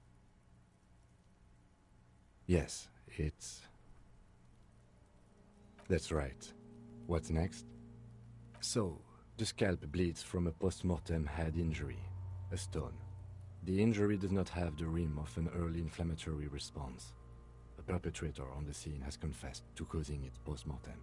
At maximum velocity, fucko! Has confessed to causing it at maximum velocity. Coagulated blood sticks to his scalp and chest, where the countless stones have hit the dead man, beneath the description of injury. Right. Next. A dark red abraded ligature mark encircling the neck, with a gap on the nape measuring, let's say, 7 centimeters. The hyoid bone is fractured, the cervical column intact.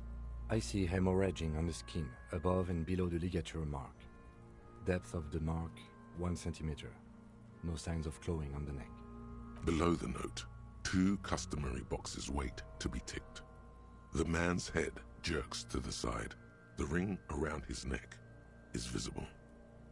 Think for a moment. There's time. Don't rush.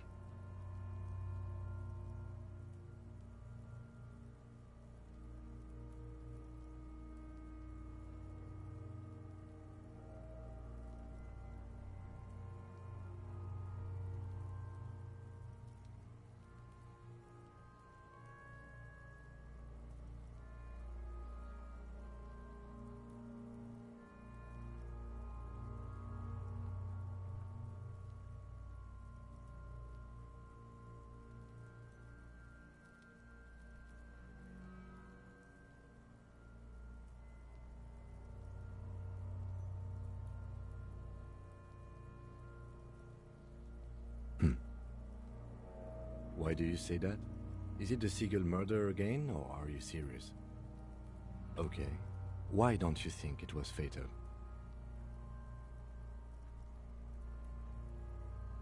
Now you're just undermining yourself for the sake of it. What's strange is, I agree. I was sure we had our cause of death here, and now I think we should leave it empty, at least for the time being. Let's wrap this up. I pronounce this field autopsy over. I need a copy of that autopsy form. Then I will drive him to Faubourg for processing.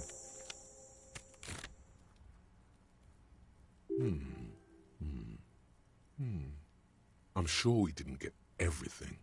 There's always something. Shoot, Looney Rooney.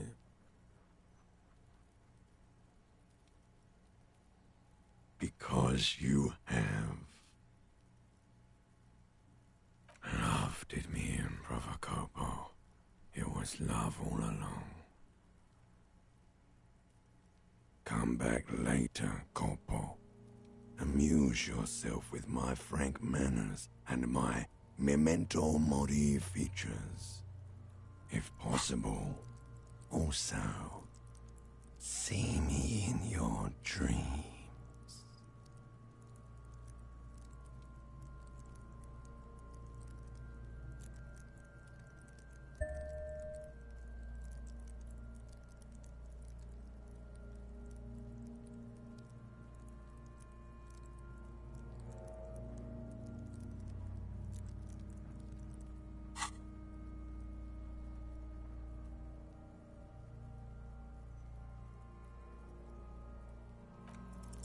You run your hands over the victim's cold body, his limbs, his torso with its swollen organs.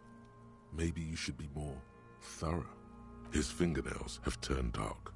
They're chipped and quite long. There is dirt under them. That's all. Do you think we missed something?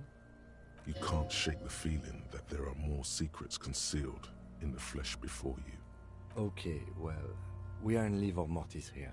He is disintegrating. We need to refrigerate the body if we want to conduct another examination, and it would have to be industrial in size. Let's start by asking Gart at the Whirling in Rags and the Fritz store down at the gates. If they don't know, but only if all else fails. Fuck are you looking at, Beano man? You want a piece of the Kuno? Wanna get fucked?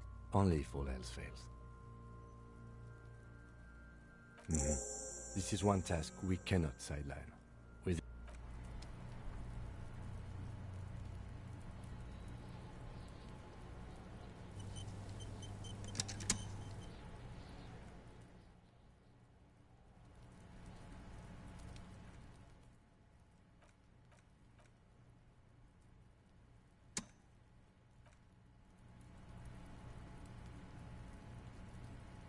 The man is deep. The lieutenant adjusts his glasses and takes a deep breath.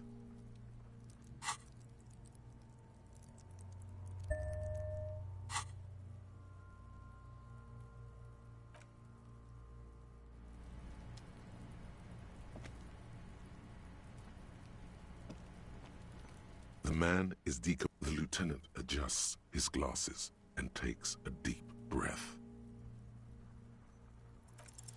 You really ought to wait until the cadaver is refrigerated. Digging around in this mess now is proving hopelessly